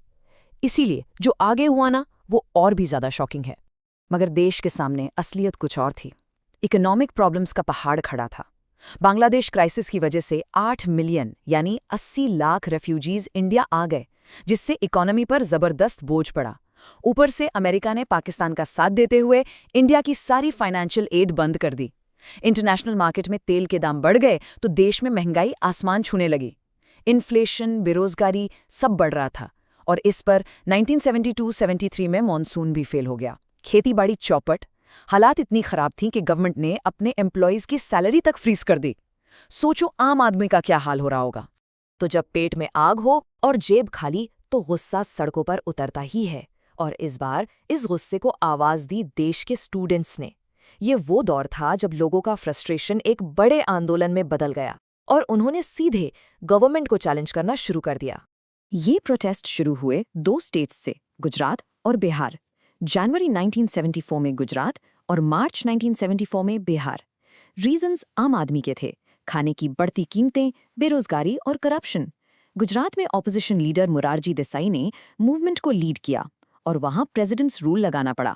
लेटर 1975 के स्टेट इलेक्शंस में कांग्रेस हार गई। लेकिन बिहार में कहानी ने एक नया मोड़ लिया। वहां स्टूडेंट्स ने इनवाइट किया एक ऐसे लीडर को जो पॉलिटिक्स छोड़ चुके थे, जयप्रकाश नारायण, जिनको सब प्यार से जेपी कहते थे। और उनके आते ही ये स्टेट का मूवमेंट एक नेशनल मूवमेंट बन गया।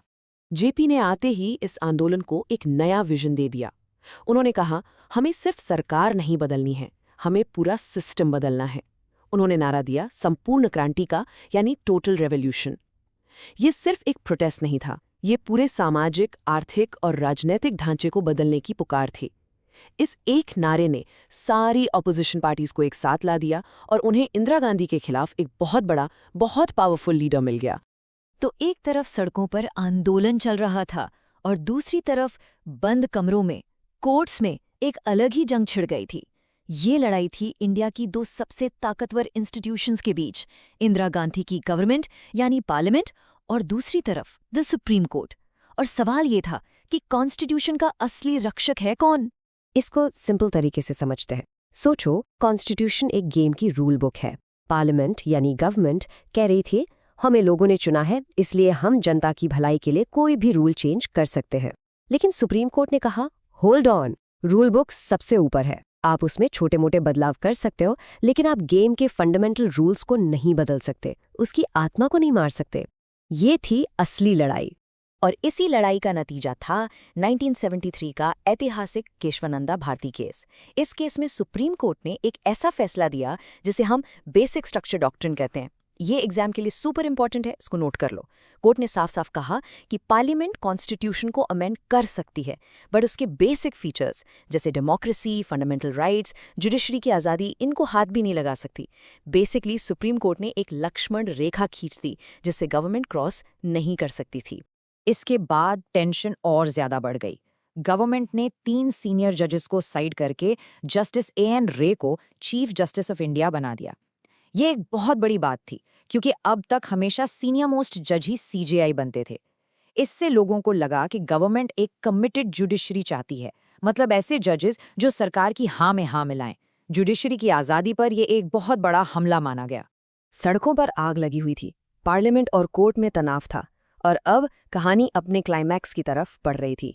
एक ऐसा कोर्ट केस, एक ऐसा फैसला जो सिर्फ गवर्नमेंट को नहीं बल्कि सीधे प्राइम मिनिस्टर को उनकी कुर्सी से हटा सकता था। इंडिया की हिस्ट्री में ऐसा पहले कभी नहीं हुआ था। जरा इस सवाल के बारे में सोचो, क्या एक कोर्ट, एक जज देश के चुने हुए प्रधानमंत्री को पद से हटा सकता है जिसे करोड़ों लोगों ने वोट देकर जिताया हो? ये सवाल उस वक्त पूरे देश में गूंज रहा था। इस सिचुएशन की ग्रेविटी को समझो, क्योंकि आगे जो होने वाला था उसने पूरे देश को हिलाकर रख दिया। तो हुआ ये, तारीख थी 12 जून 1975, जगह Allahabad high court. Socialist leader Rajnarayan, जो 1971 में इंदिरा गांधी से हार गए थे, उन्होंने एक केस फाइल किया। उनका आरोप था कि इंदिरा गांधी ने अपने इलेक्शन कैंपेन में सरकारी मशीनरी और सरकारी ऑफिसर्स का गलत इस्तेमाल किया है। और जस्टिस जगमोहन लाल सिन्हा ने उन्हें गिल्टी पाया। फैसला सुनाया गया, इंदिरा गांधी का 1971 का इलेक्शन रद्द किया जाता है, इनवैलिड। इसका मतलब लीगली अब वो एमपी नहीं है, और अगर वो एमपी नहीं है तो वो प्राइम मिनिस्टर भी नहीं रह सकती। Can you believe it? एक सिंगल वर्डिक्ट ने पूरे देश में भूचाल ला दिया। अब जरा पीएम की सिचुएशन इमेजिन करो।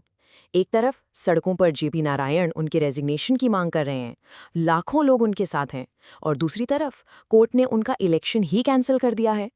प्रेशर हर तरफ से बढ़ रहा था, और इसी प्रेशर के बीच एक ऐसा कदम उठाया गया जिसने इंडियन डेमोक्रेसी पर हमेशा के लिए एक दाग लगा दिया, the declaration of a national emergency. ये आखिरी 13 दिन इतनी तेजी से गुजरे कि किसी को कुछ समझ नहीं आया। 12 जून को हाई कोर्ट का फैसला आया, 24 जून को सुप्रीम कोर्ट ने पार्शियल स्टे दिया, मतलब वो पीएम रह सकती हैं पर पार्लियामेंट में वोट नहीं कर सकती। 25 जून को जेपी नारायण ने दिल्ली के रामलीला मैदान में एक ऐतिहासिक रैली की और आर्मी और पुलिस से अपील की कि वो गवर्नमेंट के इल्लीगल ऑर्डर्स को ना माने। और उसी रात 25 जून की रात को प्राइम मिनिस्टर की सलाह पर प्रेसिडेंट फखरुद्दीन अली अहमद ने इंटरनल डिस्टर्बेंसेस का हवाला देकर देश में नेशनल इमरजेंसी घोषित कर दी। इस इमरजेंसी का मतलब क्या था? सिंपल भाषा में डेमोक्रेसी का स्विच ऑफ कर दिया गया। लोगों के फंडामेंटल राइट्स खत्म, प्रेस की आज़ादी खत्म, अखबारों को कुछ भी छापने से पहले गवर्नमेंट से पूछना पड़ता था। इसे कहते हैं प्रेस सेंसरशिप।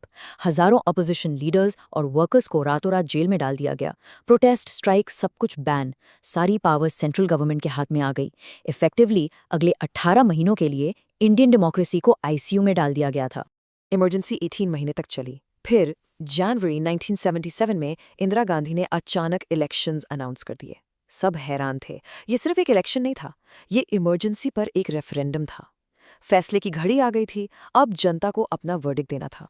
सारी ऑपोजिशन पार्टीज जो इमरजेंसी के दौरान एक हो गई थीं, उन्होंने मिलकर एक नई पार्टी बनाई, द जनता पार्टी। उनका कैंपेन स्लोगन बहुत सिंपल था लेकिन बहुत पावरफुल, लोकतंत्र बचाओ यानी सेव डेमोक्रेसी। जनता के पास एक क्लियर चॉइस था, कांग्रेस का इमरजेंसी वाला शासन या ऑपोजिशन का डेमोक्रेसी वापस लाने का वादा। और जब रिजल्ट्स आए तो ये एक पॉलिटिकल अर्थक्वेक था। आज़ादी के बाद पहली बार कांग्रेस पार्टी लोकसभा का चुनाव हार गई, बुरी तरह हारी। जनता पार्टी और उसके एलाइज को 330 सीट्स मिली और कांग्रेस सिर्फ 154 पर सिमट गई। खुद इंदिरा गांधी और उनके बेटे संजय गांधी दोनों अपनी अपनी सीट्स हार गए। ये जनता का साफ साफ फैसला था, इमरजेंसी के खिलाफ एक पावरफुल वर्डिक्ट। तो इस पूरे एपिसोड से हमने क्या सबक सीखे? सबसे बड़ा लेसन ये था कि इंडिया की डेमोक्रेसी की जड़ें बहुत गहरी और मजबूत हैं, उन्हें कोई उखाड़ नहीं सकता। दूसरा, कॉन्स्टिट्यूशन का जो लूप होल था, इंटरनल डिस्टर्बेंस, जिसका यूज करके इमरजेंसी लगाई गई थी, उसे ठीक किया गया।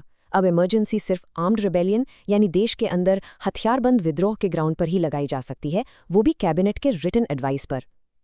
लोगों को अपनी आज़ादी और फ्री प्रेस की कीमत समझ आई, और सबसे इंपॉर्टेंट ये साबित हो गया कि इंडिया के वोटर्स ऐसी किसी भी गवर्नमेंट को बर्दाश्त नहीं करते जो एंटी डेमोक्रेटिक हो।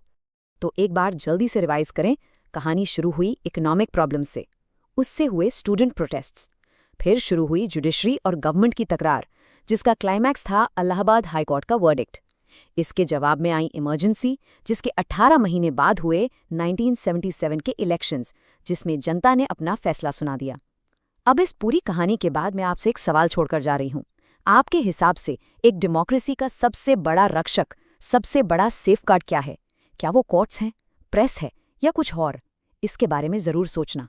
हेलो बच्चों, आज हम एक बहुत ही इंटरेस्टिंग और थोड़ा कॉम्प्लेक्स लगने वाला चैप्टर पढ़ेंगे, रीजनल एस्पिरेशंस। जब भी हम कश्मीर, पंजाब या नॉर्थ ईस्ट का नाम सुनते हैं तो हमारे दिमाग में ना कई सारी पॉलिटिकल इश्यूज आ जाती हैं। लेकिन क्या हो अगर मैं आपको बताऊं कि इन सभी कहानियों के रूट में, इनके जड़ में एक ही पावरफुल आइडिया है, वही है रीजनल एस्पिरेशंस। ये टॉपिक जितना कॉम्प्लिकेटेड लगता है उतना ही जरूरी है ये समझने के लिए कि आज का इंडिया जैसा है वैसा क्यों बना। तो चलो डाइव इन करते हैं और इन सभी अलग अलग आवाज़ों को ठीक से समझते हैं। शुरू करने के लिए एक बहुत सिंपल आइडिया से सोचते हैं। सोचो, अपना इंडिया एक कंट्री नहीं बल्कि एक बहुत बड़ा जॉइंट फैमिली है। हर स्टेट, हर रीजन उस फैमिली का एक यूनिक मेंबर है। और जैसे हर फैमिली मेंबर की अपनी पर्सनालिटी होती है, अपनी ज़रूरतें होती हैं, अपने सपने होते हैं, बिल्कुल वैसे ही इंडिया के अलग अलग हिस्सों के भी अपने अलग एस्पिरेशंस यानी कि अपनी अलग इच्छाएं होती हैं। ये पूरा चैप्टर उन्हीं आवाज़ों की कहानी है। तो ये है हमारा रोड मैप। सबसे पहले हम समझेंगे कि रीजनल एस्पिरेशंस आखिर होता क्या है। फिर हम 3 बहुत इंपॉर्टेंट केस स्टडीज देखेंगे, कश्मीर की कॉम्प्लेक्स कहानी, पंजाब में जो क्राइसिस हुआ और नॉर्थ ईस्ट की यूनिक जर्नी। और आखिर में इन सभी एक्सपीरियंसेस से हमारी डेमोक्रेसी ने क्या-क्या इंपॉर्टेंट लेसन सीखे, उस पर बात करेंगे। ठीक है, तो इससे पहले कि हम अलग अलग स्टेट्स की कहानियों में जाएं, ये बिल्कुल क्रिस्टल क्लियर होना जरूरी है कि रीजनल एस्पिरेशंस का आखिर मतलब क्या है। हम आखिर किस चीज़ के बारे में बात कर रहे हैं यहाँ? देखो, बिल्कुल सिंपल भाषा में रीजनल एस्पिरेशन तब पैदा होती है जब किसी एक खास एरिया के लोग जो आपस में एक शेयर्ड आइडेंटिटी से जुड़े हों, चाहे वो लैंग्वेज हो, कल्चर हो या कॉमन हिस्ट्री हो, मिलकर कुछ पॉलिटिकल डिमांड्स रखते हैं। और ये डिमांड्स यूजुअली 2 चीज़ों के बारे में होती हैं। पहला, अपनी यूनिक आइडेंटिटी को बचाना, और दूसरा, अपने रीजन के लिए डिसीजन लेने की यानी पॉलिटिकल पावर थोड़ी और हासिल करना। अब इंटरेस्टिंग बात यह है कि इंडिया में ये एस्पिरेशंस आम तौर पर 3 तरह से सामने आई हैं। पहली है डिमांड फॉर ऑटोनॉमी। इसका मतलब है हम इंडिया का ही हिस्सा रहना चाहते हैं, लेकिन हमें अपने फैसले खुद लेने की थोड़ी और आज़ादी चाहिए। दूसरी और सबसे एक्सट्रीम डिमांड है सेसेशनिज्म। ये इंडिया के अंदर आज़ादी की बात नहीं है, ये इंडिया से अलग होकर एक बिल्कुल नया देश बनाने की मांग है। और तीसरी है एंटी आउटसाइडर मूवमेंट्स, जहां लोकल लोग बाहर से आ रहे माइग्रेंट्स का विरोध करते हैं क्योंकि उन्हें अपने रिसोर्सेज और कल्चर के लिए खतरा महसूस होता है। अब ये सबसे ज़रूरी पॉइंट है, ध्यान से सुनना। इंडिया की डेमोक्रेसी ने इन आवाज़ों को फोर्स से दबाने के बजाय एक ज़्यादा मुश्किल लेकिन अल्टीमेटली एक बेहतर रास्ता चुना। सुनो, बातचीत करो और उनकी मांगों को अकोमोडेट करो। गोल कभी भी ये नहीं था कि पूरा देश एक जैसा हो जाए, बल्कि हमेशा नेशनल यूनिटी और रीजनल डाइवर्सिटी के बीच एक नाजुक सा बैलेंस बनाए रखने का था।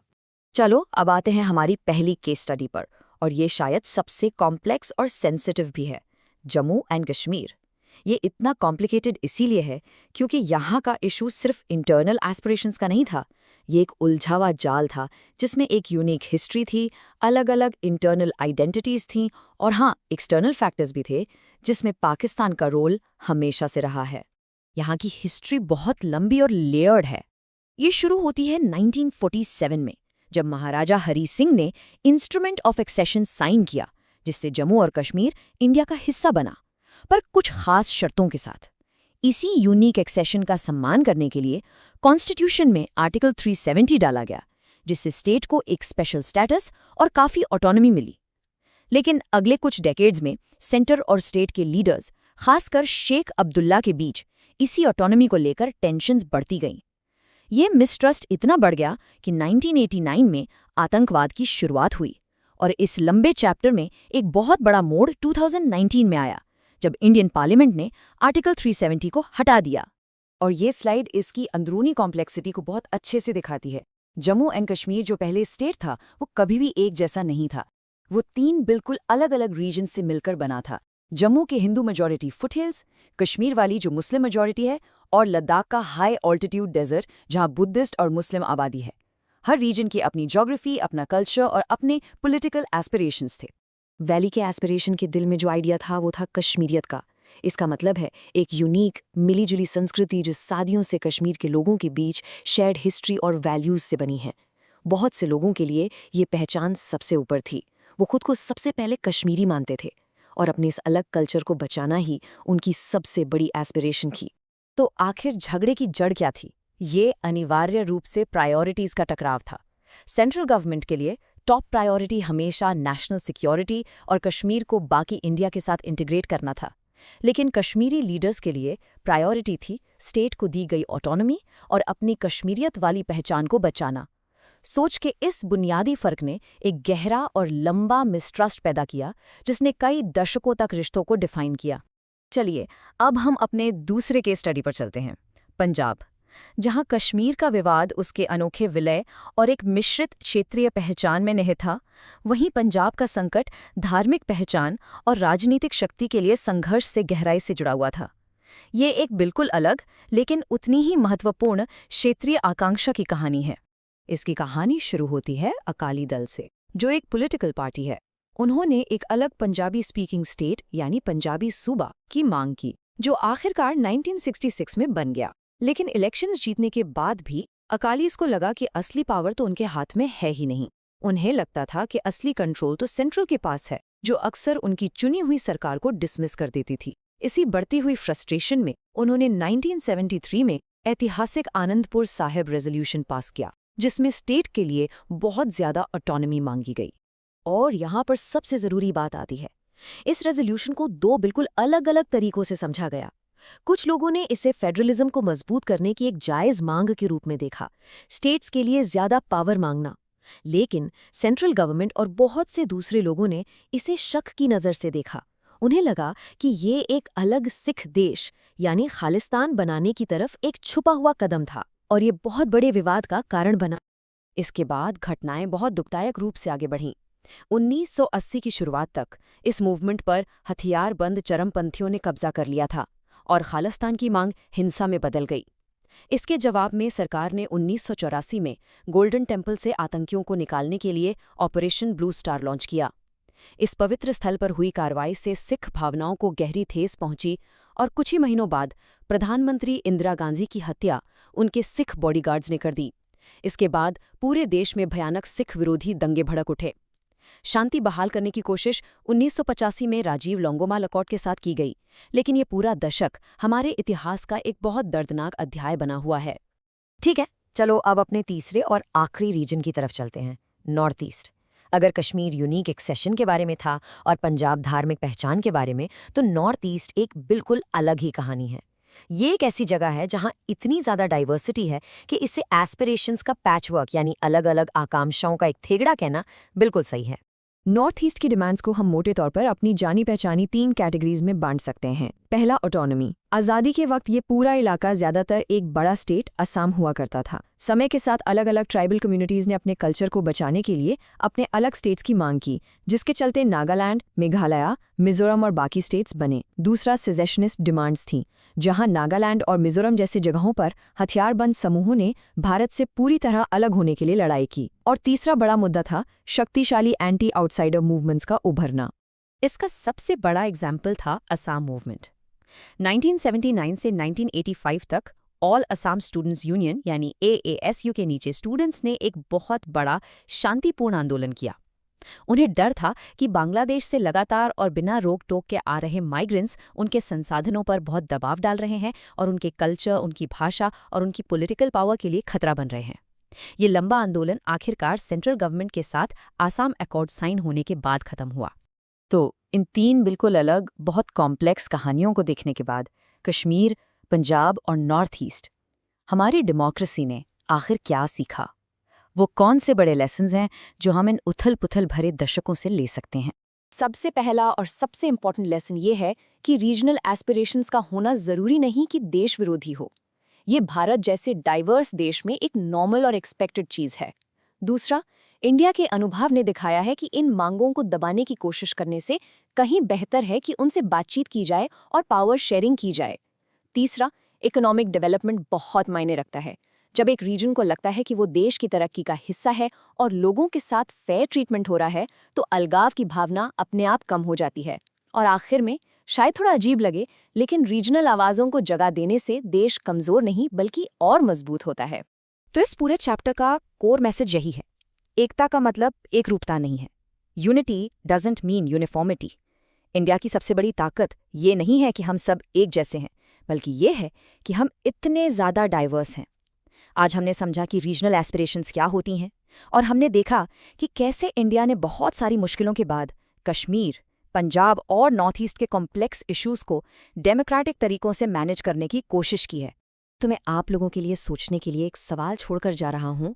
आगे बढ़ते हुए अगले 75 सालों में इंडिया अपनी इतनी सारी रीजनल आवाज़ों और अपनी नेशनल यूनिटी की ज़रूरत के बीच इस नाजुक बैलेंस को कैसे बनाए रख सकता है? जैसा कि हमने देखा, हमारे अपने इतिहास से मिले सबक आज पहले से कहीं ज़्यादा रेलेवेंट हैं। इस एक्सप्लेनर में मेरे साथ जुड़ने के लिए आपका बहुत बहुत शुक्रिया। हेलो स्टूडेंट्स, आज हम पॉलिटिकल साइंस का एक बहुत ही फैसिनेटिंग चैप्टर शुरू करने वाले हैं, recent developments in Indian politics. Now ये चैप्टर सुपर इंपॉर्टेंट है क्योंकि जो भी पॉलिटिकल ड्रामा आप आज न्यूज़ में देखते हैं ना, गठबंधन, पार्टी बदलना, नए नए मुद्दे, इन सब की रूट्स, इन सब की जो शुरुआत है वो इसी दौर में हुई थी। सो चलिए देखते हैं कि ये सब कैसे हुआ। तो इस एक्सप्लेनर में हमारा प्लान क्या है?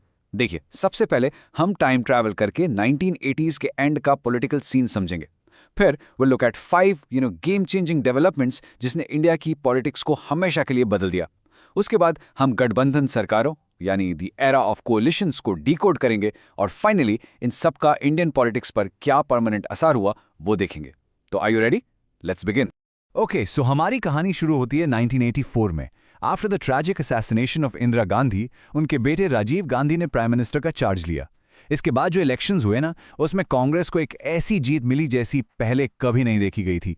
It was an absolute massive historical victory. Just look at this number 415। Lok Sabha में 543 सीट्स में से 415 सीट्स जीतना, ये कोई मामूली बात नहीं थी।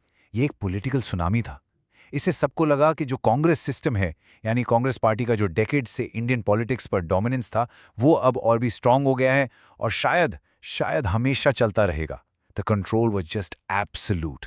लेकिन सबसे बड़ा सवाल यही था, क्या कांग्रेस का ये गोल्डन एरा चलता रहेगा? क्या ये डोमिनेंस परमानेंट था?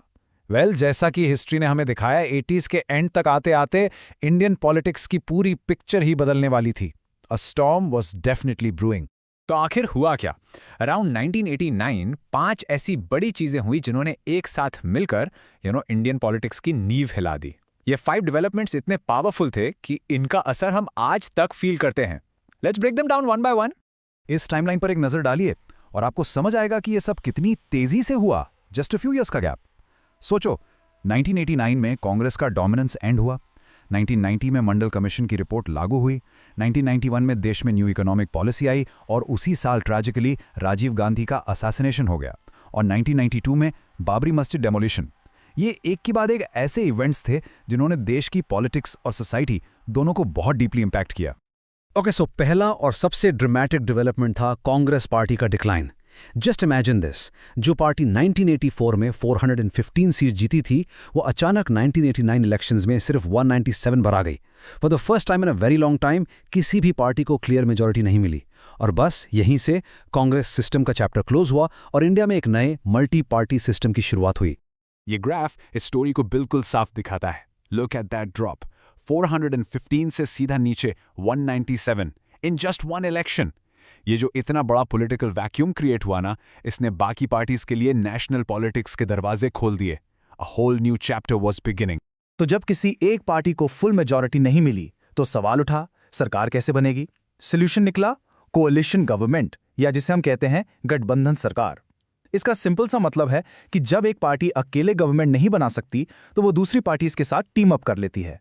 नेशनल लेवल पर यह एक नया एक्सपेरिमेंट था और इसी दौर को हम एरा ऑफ कोalitions कहते हैं। नाउ, दूसरा बड़ा डेवलपमेंट था मंडल इशू। 1990 में वीपी सिंह की नेशनल फ्रंट गवर्नमेंट ने मंडल कमीशन की रिपोर्ट को लागू कर दिया। इसमें ओबीसीज के लिए सेंट्रल गवर्नमेंट जॉब्स में 27% रिजर्वेशन की बात थी। इस डिसीजन से पूरे देश में प्रो रिजर्वेशन और एंटी रिजर्वेशन प्रोटेस्ट शुरू हो गए और सडनली जाति यानी कास्ट नेशनल पॉलिटिक्स के बिल्कुल सेंटर में आ गई। तीसरी बात, 1991 में इंडिया एक बहुत बड़े इकोनॉमिक क्राइसिस से गुजर रहा था। तब आई न्यू इकोनॉमिक पॉलिसी, जिसे हम एलपीजी रिफॉर्म्स के नाम से भी जानते हैं। Liberalisation, privatisation, globalisation. इसने इंडियन इकोनॉमी की दिशा ही बदल दी। और सबसे इंपॉर्टेंट बात क्या की, इसके बाद जो भी सरकार आई, चाहे किसी भी पार्टी की हो, सब ने इन पॉलिसीज को कंटिन्यू किया। That's a huge deal. और आखिरी 2 गेम चेंजर्स। चौथा था अयोध्या डिस्प्यूट। इस इश्यू ने देश में सेक्युलरिज्म की डिबेट को बहुत गर्मा दिया और बीजेपी के हिंदुत्व पॉलिटिक्स को नेशनल स्टेज पर लाने में एक बड़ा रोल प्ले किया। और पांचवा, 1991 में राजीव गांधी का ट्रैजिक असैसिनेशन। इससे कांग्रेस पार्टी अचानक से एक लीडरशिप क्राइसिस में आ गई, जिसका असर आने वाले कई सालों तक दिखा। तो अब आप समझ गए हैं कि स्टेज सेट हो चुका था। वन पार्टी रूल खत्म, नए मुद्दे, नए प्लेयर्स। अब देखते हैं कि ये कोलिशन गवर्नमेंट्स, ये गठबंधन आखिर आते कैसे थे और चलते कैसे थे। ये पॉलिटिकल कॉम्प्रोमाइज और सर्वाइवल का एक अनोखा दौर था। To really understand this, let's compare 2 elections, 1989 और 1996. ये बेस्ट एग्जाम्पल है। देखो, 1989 में नेशनल फ्रंट की सरकार बनी, जिसका एक ही मकसद था, कांग्रेस को पावर से बाहर रखो। फिर सिर्फ कुछ साल बाद 1996 में यूनाइटेड फ्रंट की सरकार बनी, जिसका मकसद था बीजेपी को पावर से बाहर रखो। देख रहे हैं आप, the goal was the same, keep someone out, but the enemy changed. ये टेबल इन कोalitions की पॉलिटिक्स को बिल्कुल परफेक्टली कैप्चर करता है। देखिए कितनी सरप्राइजिंग बात है। दोनों गठबंधन का core, the base, Janata Dal और रीजनल पार्टीज थे, लेकिन सपोर्ट किसका था? यहाँ है असली ट्विस्ट। 1989 में एक दूसरे के आर्च राइवल्स बीजेपी और लेफ्ट फ्रंट दोनों बाहर से नेशनल फ्रंट को सपोर्ट कर रहे थे। क्यों? क्योंकि कॉमन एनिमी कांग्रेस थी। फिर 1996 में देखिए, वही कांग्रेस और वही लेफ्ट फ्रंट एक साथ आकर यूनाइटेड फ्रंट को सपोर्ट कर रहे हैं। क्यों? क्योंकि अब कॉमन एनिमी बीजेपी थी। इसी को कहते हैं पॉलिटिकल कंपल्शंस। और इन कोलिशंस को अगर आसान शब्दों में समझाना हो तो ये लाइन परफेक्ट है। पॉलिटिक्स में दुश्मन का दुश्मन दोस्त होता है। आइडियोलॉजी से ज़्यादा इंपॉर्टेंट ये था कि पावर में कौन आ रहा है और किसे रोकना है। Simple as that. और इस दौर की पॉलिटिकल इंस्टेबिलिटी को समझने के लिए ये नंबर काफ़ी हैं। 11। बिटवीन 1989 एंड 2014 इंडिया ने 11 अलग अलग गवर्नमेंट्स देखी। इसका मतलब क्या हुआ कि एवरेज हर गवर्नमेंट 2-2.5 साल ही चली। जब सरकारें इतनी जल्दी जल्दी गिरती हैं तो लॉन्ग टर्म पॉलिसीज बनाना, बड़े डिसीजंस लेना बहुत मुश्किल हो जाता है। This was a period of great political uncertainty. तो इतनी उथल पुथल के बाद लॉन्ग रन में क्या बदला? What was the permanent impact of all this? इस दौर से निकलकर इंडियन पॉलिटिक्स में एक नया कंसेंसस, एक नई आम सहमति बनी। Let's see what that was. तो इस पूरे दौर का रिजल्ट क्या निकला? इंडियन पॉलिटिक्स में 4 चीजों पर एक नया कंसेंसस या आम सहमति बन गई, जिसे ऑलमोस्ट सभी पार्टीज ने एक्सेप्ट कर लिया। Number 1, one party dominance is over, India is now a multi party system. 2, social justice और ओबीसीज के राइट्स की पॉलिटिक्स को अब इग्नोर नहीं किया जा सकता। 3, इकोनॉमी को ओपन रखना है, न्यू इकोनॉमिक पॉलिसी सही है। एंड 4, स्टेट्स की रीजनल पार्टीज अब दिल्ली में किंग मेकर का रोल प्ले करेंगी। ये 4 पॉइंट्स एग्जाम के लिए मोस्ट इंपॉर्टेंट है, इन्हें जरूर याद रखिएगा। और कोalition पॉलिटिक्स का ये लंबा दौर आखिरकार 2014 में खत्म हुआ। 1989 के बाद ये पहली बार था जब किसी एक पार्टी यानी बीजेपी ने अकेले अपने दम पर लोकसभा में क्लियर मेजॉरिटी हासिल की। This really ushered in a new phase of Indian politics. So before we wrap this up, चलिए इस पूरे दौर को एक बार जल्दी से रिवाइज कर लेते हैं। Key points to remember: 1989 was the end of Congress dominance and the start of coalition politics. The Mandal issue brought caste politics to the center stage. New economic policies changed our economy's direction permanently. Alliances का एक ही उसूल था, कांग्रेस या BJP को बाहर रखो। और this era cemented the role of regional parties as king makers in national politics. So to wrap this up, I'll leave you with a question to think about. आज जब आप न्यूज़ देखते हैं तो सोचिए, 1990s के ये इवेंट्स, गठबंधन की राजनीति, जाति आधारित पार्टियां और इकोनॉमिक रिफॉर्म्स आज की हेडलाइंस को कैसे इन्फ्लुएंस कर रहे हैं, इसके बारे में जरूर सोचना। Thank you so much for joining this explainer. मिलते हैं नेक्स्ट टाइम।